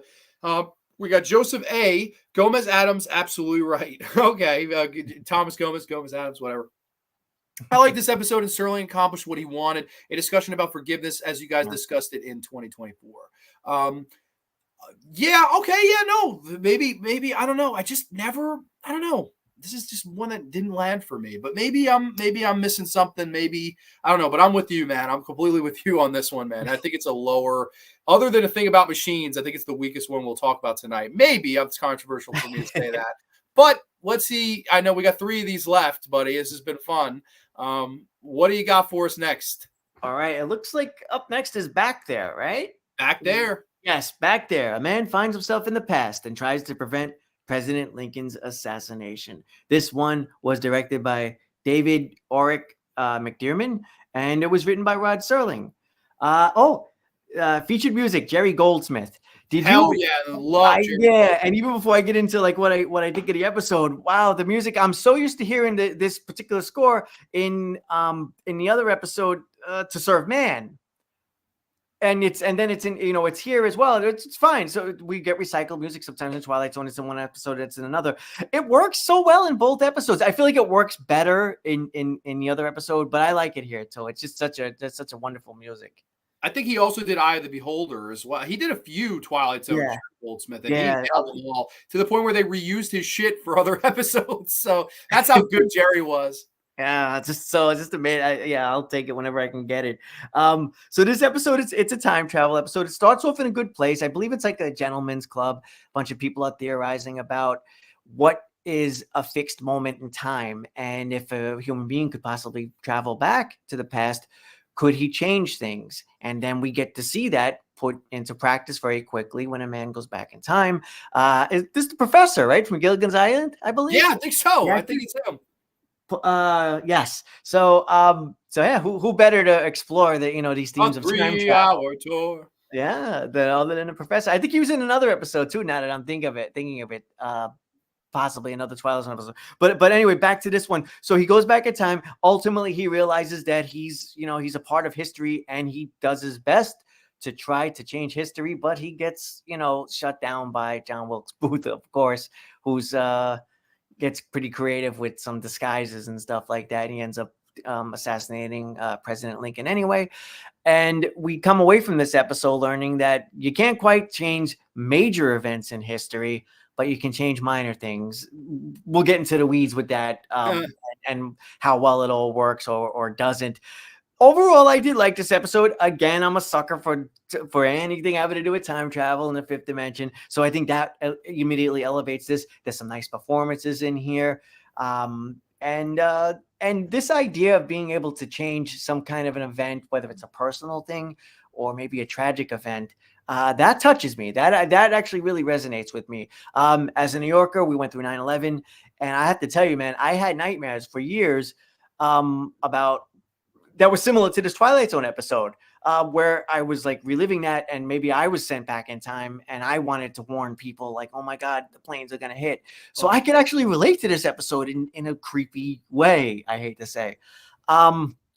I do have a few issues with this episode, but we'll get there. What did you think of this one? No, I'm completely with you. I think this was a really cool little episode. It's nothing great, but it's a cool little episode. I like the whole, the scenario. What if we went back in time? Oh, I bet you could change small things. Then, of course, we get that interesting shot of the pillar. It's like a lamppost, and it turns from a modern lamppost to it's candlelit. I thought that was Nice a really nice touch. Yeah. He goes into the police hall. He's trying to plead his case. We see a guy that resembles John Wilkes Booth a lot, and sure enough, it is. I liked that actor. I liked this thing. I think now maybe if you had a little bit more money here, you could have had the whole play out where he's in the theater and you see Lincoln and he's trying to get up to the end. No, stop him. And then in the struggle, maybe he distracts a bodyguard and gets shot. Like, I think a little bit more money might have worked here instead of he gets drugged by the whatever, and he wakes up and it's all happened and everybody's crying. And then when he goes back to modern day, one of the guys who was a worker in the club ends up being one of the guys at the table because the police chief that believed him was his great-great-great-grandfather. So he did change history somehow, some way. He affected it, a ripple. I like that idea. I think that's pretty cool. You being there that one night, doing that one thing, changed generations of lives forever to come. So I thought that was very Twilight Zone, very smart, very Rod. I liked that. I do think the episode does just, it could have used a little bit more action, I guess, like the whole being sedated part. But other than that, I really liked it. Like great music, great acting. Love the period piece change when it goes from modern to past day. It clicks a lot of right boxes. It just, I think, a little bit soft in the finale, but nothing terrible. Yeah. I am 100% in agreement with you on this one. Feels like it had a great concept, but the budget was possibly an issue because the part, and I'm so glad you brought up the part where he's just drugged and he's on the floor. That to me felt like in place of that should have been some kind of little action bit where we go to the theater and we have some kind of something happens where there's a shootout or a struggle. It's as opposed to just our protagonist being locked, knocked out for Act 3. That's like our hero cannot spend Act 3 on the floor and then wake up and oops, I couldn't. Because we have no money.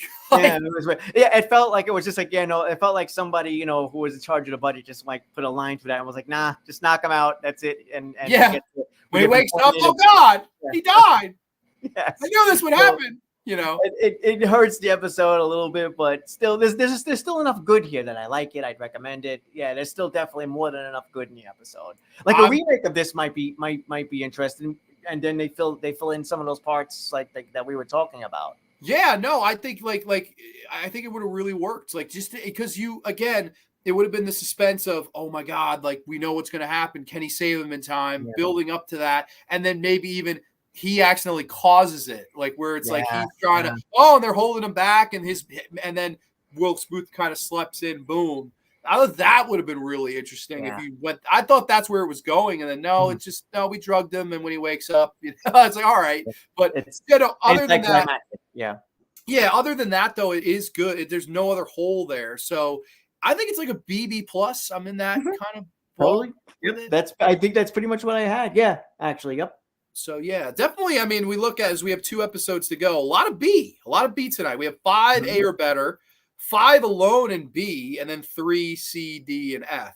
So I mean, hey, when you have 10 out of 13 that are B or better, that's pretty cool right then and there.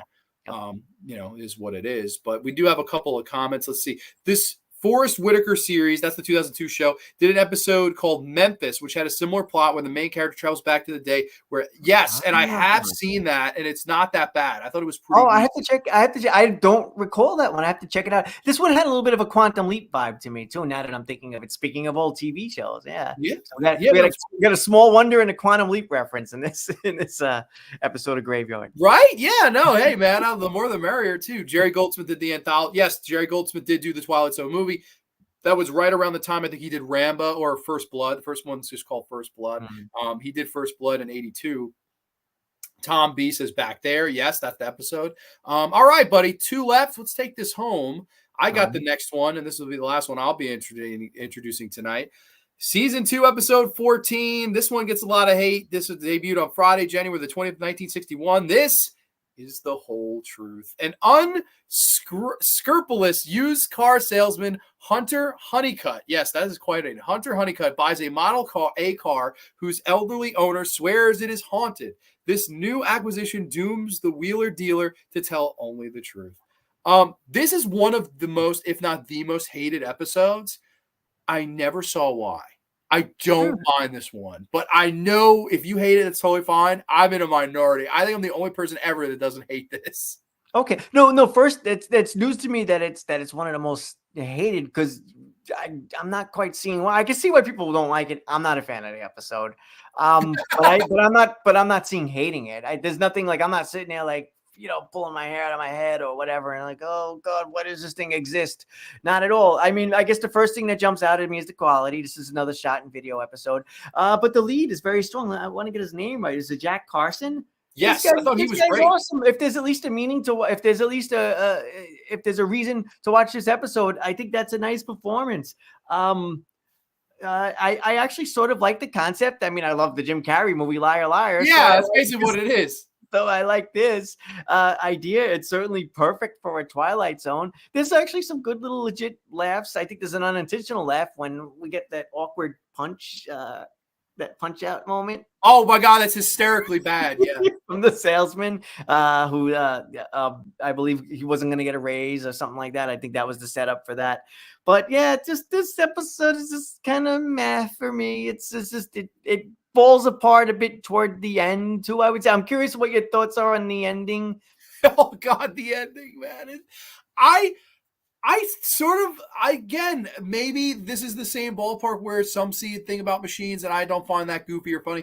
I have a fun time with this. I think it's just so silly that I kind of endeared to it. And also, again, this is one of the shot on video ones.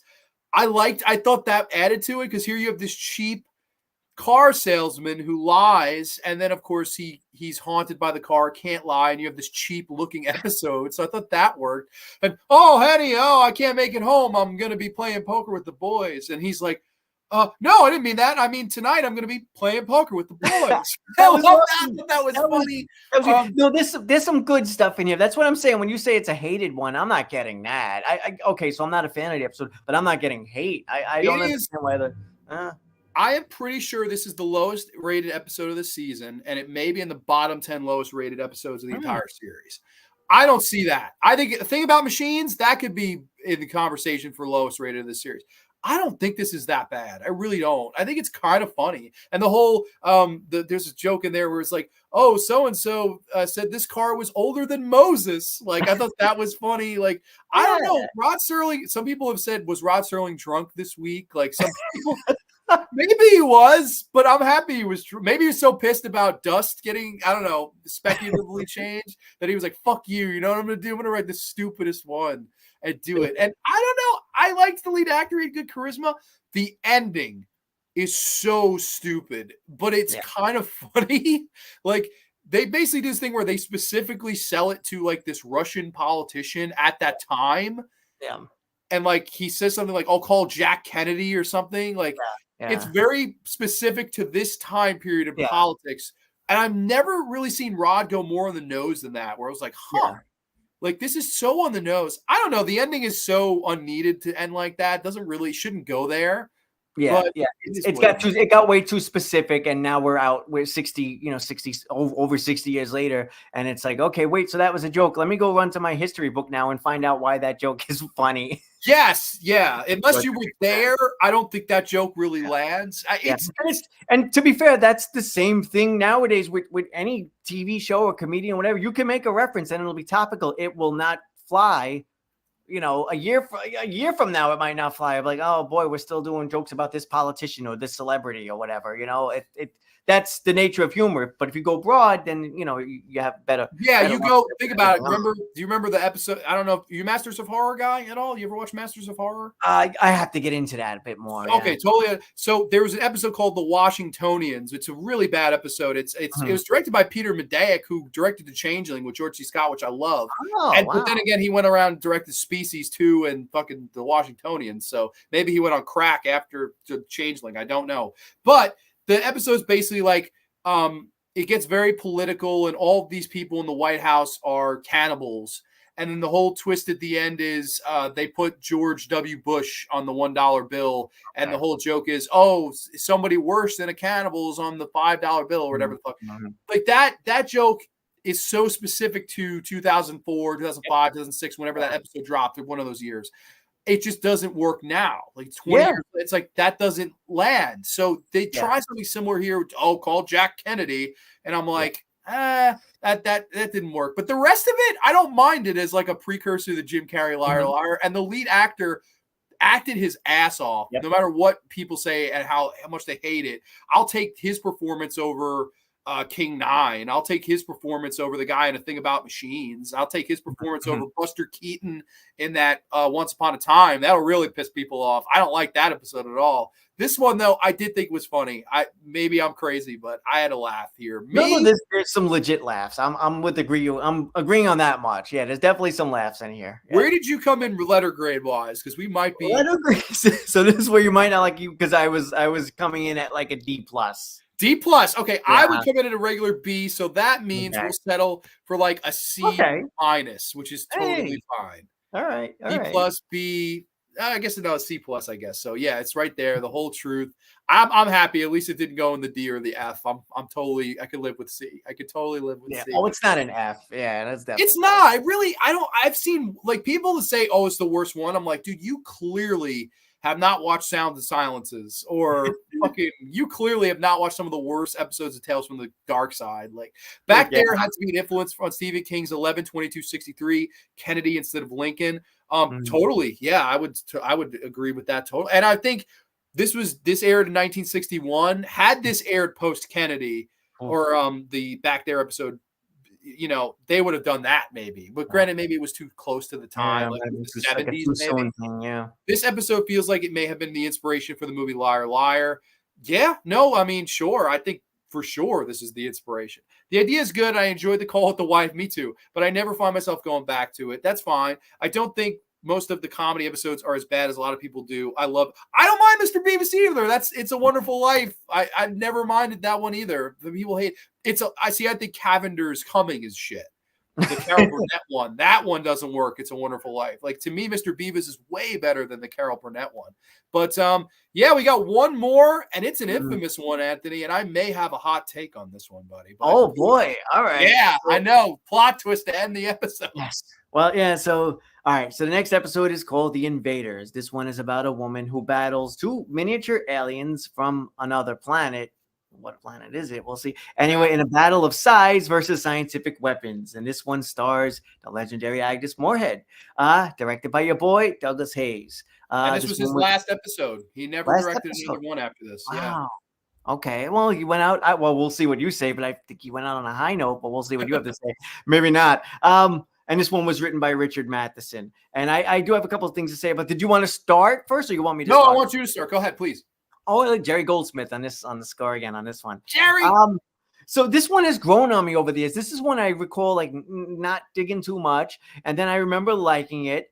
And I left off like where I am with it right now as I am overall a fan of this episode. I love the charm of the little aliens. That totally works for me, although they're not necessarily little aliens. Spoiler alert, they're actually people, but there's a whole size things going on with this episode.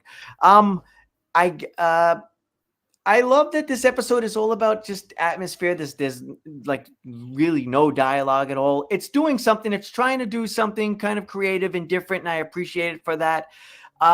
I remember getting a little bit of grief when I reviewed this because people thought my score was a little on the low side, but I just thought it was a good episode. It has its high points, but it's only just so good to me. I don't know that I could quite call this one like a classic, or well, no, I guess I would call it a classic, but I don't know if I would put it with the greats. I don't know if I would say it's top tier. It's not. It's really Okay. not. Like, I know a lot of people consider this one of the best in their top 10. That's Mhm. fine. I'm just never felt that way. It's not terrible. Like, again, you're right. This is definitely them trying to do something. Like, we got Douglas Hayes. This is the last one he's going to do. There's going to be no dialogue. If any director could pull it off, it's Douglas. They had some disagreements, though. Before, of course, it was with Beaumont. Here, it's with Matheson. And Matheson, you may be interested to hear, does not like the episode. Matheson was never a fan of this. Matheson said this was one of the weaker zones that was adapted. And the reason for that, he hated the design of the aliens who were really astronauts. He hated that. Now, Douglas Hayes is the guy that came up with their design because he, before becoming a filmmaker, was a drawer for Disney. He was an animator. So if you look at the design of them, I could so see Disney. Like, you could totally see them, and it's a small world after all. I could totally in my brain picture them on the ride, like the design of it. I don't know. On paper, I want to like it. I want it to be like, oh, the atmosphere, the tension. I never really felt it. I just don't. And I don't know if Agnes is really bad. I wouldn't say she's bad, but like all her performance is just kind of screaming. And that's really it. She doesn't have a word said in the episode. I love the opening, Ron, and this is a timid old woman in the middle of nowhere. I love that. I thought it opens really good. And then, I don't know, maybe this is one that needed some Rod Serling narration in it. But I don't know. The whole twist is smart at the end where we think the whole time this is aliens invading Earth. The aliens are us, they're people, and this woman is a giant alien, basically. And we get please give us permission to go home. There's the species and giants, whatever. I always kind of fell flat. I know it's unpopular. I know people probably want to hate me. And you saying people went at you for saying it was good, not great. Yeah, that's basically it. I mean, dude, you don't watch. I love Twilight Zone, but sometimes, when you say something is good but not great, it's just like, so you're saying you hate it? No, I'm saying not great. I wouldn't say I hate it at all. I think Douglas Hayes, and I could be wrong, as I have to double check. I forget my research. I feel like he did that voice that you mentioned at the end, where he is the voice of the invader. That's right. This was very much his baby. This whole episode, right? Because he did that voice, the little creatures. So that's good. This was his swan song. He took the Matheson script and really made it his baby. And it's like with Howling Man, I love the changes he made. Here, I don't know. Like, maybe Matheson's right, and they could have done a different design. Yeah. But with that said, that's a figure that sells a lot. I know. I think you've collected some Twilight Zone figures. That's the one that sells. I have that one. Man, I have a little bobblehead one inside. Hey, let's get into the nerd weeds real quick on this one. Would you rather have had Rod Serling just be a voice in this episode, considering he comes on screen in the beginning and he's the same, scale as the woman, and yet we find out that this woman is apparently a giant? Does that mean Rod Serling is a giant? I never fucking thought of it that way. But yes, I'm even weirder than I thought I was, because I would have thought you would have said I've thought of that 1,000 times, Anthony. No, I think you're right. I never thought of it that way. That's a very interesting way. That would mean Rod Serling's he's a giant if he needs to be. He's a giant in our hearts, okay? Because it's creating the greatest show ever. I don't know though, man. This one just I largely appreciate what they were going for. I really do. I think if Hayes couldn't pull it off, in my brain, no director could. Maybe it was just too artsy. Maybe it would have worked as a shorter. I just don't think it works. Even 25 minutes, it feels a little bit padded. It's like, like they're cutting through the wall now. Now they're cutting through the door. Now she's hitting them with the axe. I don't know. We're repeating. They're repeating the beats a little bit, and you sort of get the point. Well, that was one of the fun things in the 80s Twilight Zone, was that they would have shorter segments sometimes, and I almost wonder how this might have been a great example of a segment that possibly would have worked instead of 22 minutes or whatever the runtime is. Imagine this at half the time. You might have loved it at that point. Give this 10, 11, even 13 minutes. I think this works way better. I really do. I don't know. I think it's too long. Like, I feel the length of it where I'm like, I don't know. Didn't work. It just didn't work for me. For me, I know as people are going to hate this. I'd say like C- for me. Oh, okay. All right. Fair enough. I think I just had it at like a B. Where was my grade? I think I had it at like a B minus. So B minus, C minus, it's going in the C. This is, wow. This is, I did not see it. I thought you were going to be like S for this one. So this is the shocker of the episode right at the end, is the Invaders find itself in the C tier. Wow. I didn't even see that coming. I was going to say, yeah. And I figured you'd give it like a very, really high review. But I'm kind of thrilled you're with me on this. So yeah, because I think we're oddly in the same place. I think I probably like it a little more than you do, but yeah, we are in the same place where this one, it kind of just, it is what it is, and it's not great, but it's not bad. Definitely not bad. Definitely not a failure. And I love the little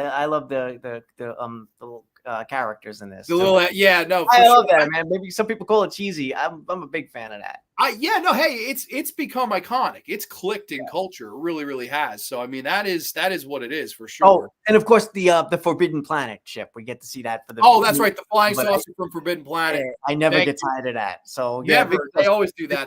I mean, dude, on a good day, you might be able to talk me into a higher grade on this. Don't get me wrong. You're probably good. Oh, dude, there are some people probably cancel me and unsubscribe and just like the video for giving it a C minus. I'm just being honest. I just don't like. They're like, you like the fucking whole truth better than? Yeah, honestly, yeah. I would rewatch it before this. I don't know. The Invaders is such a dark episode, especially with the twist, because you find out that she's an alien and the alien are where the astronauts. Exactly. This episode is all about perspective and atmosphere. I can appreciate the lack of dialogue and trying something new, but it's not one I watch all that much. Yeah, I don't either. I really rarely grab for this one, although I know it's considered a series classic. So unpopular, I know, but I don't know. That's a very interesting and fun, controversial way to come to a close to the first half of season 2 of The Zone. So I don't know when we'll get together again to do part 2. I'm always open for it. I know they don't do another Twilight Zone marathon on TV until December. But if you're around before then and you want to shoot me a message and pick a day, maybe September, you want to do something, or if you want to wait it out, we can, no problem. But dude, it's always fun to have you on here. Thank you so much for joining me. I appreciate it. I had a blast as always, man. It was just a great time, man. I could do this forever, and I definitely look forward to doing part 2. Yeah, no, for sure. Yeah, and as long as you can make it, I would love to have you back on, man. And obviously no pressure and stuff like that, because we do have other shows on Granny's Graveyard that we'll be getting to down the road. I'm very much looking forward to it. I have one in the plan here. But yeah, this was very fun. If you guys are catching the replay, totally let us know what your A through or S through F rankings are of the first half. If you want to leave some of your favorite episodes of the series overall, that's totally cool. If you're catching the Twilight Zone 4th of July marathon tomorrow, totally let us know if you catch one of these episodes and watch it because of us. I appreciate that.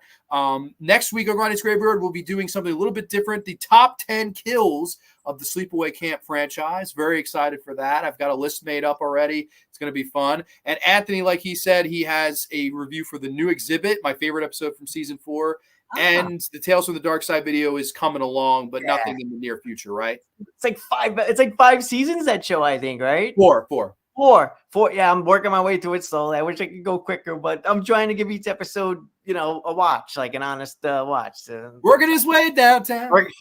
That's what this guy does, man. That's what this guy does. But dude, yeah, no. Couple nice words from Ray Stifler was here the whole time. See you guys next time. Looking forward to it. I never get to catch live streams and chat with my favorite creators. Oh, thank you so much, Ray Stifler. I appreciate that. Hope you have a great night. Linda Lou, thanks, fellas. Linda Lou, thank you. That's a good rhyme. That rhymes. Miss C, right at the end. Ciao Grande, just in time for what it sounds like the end. Yes, Miss C, but always appreciate your support. Everybody, thank you so much for watching. Have a beautiful, safe, happy, healthy 4th of July. Watch some Twilight Zones, if you will, and we will catch you next time. Only on the Graveyard. Too sweet peace. Good night from the Twilight Zone. Doo-doo.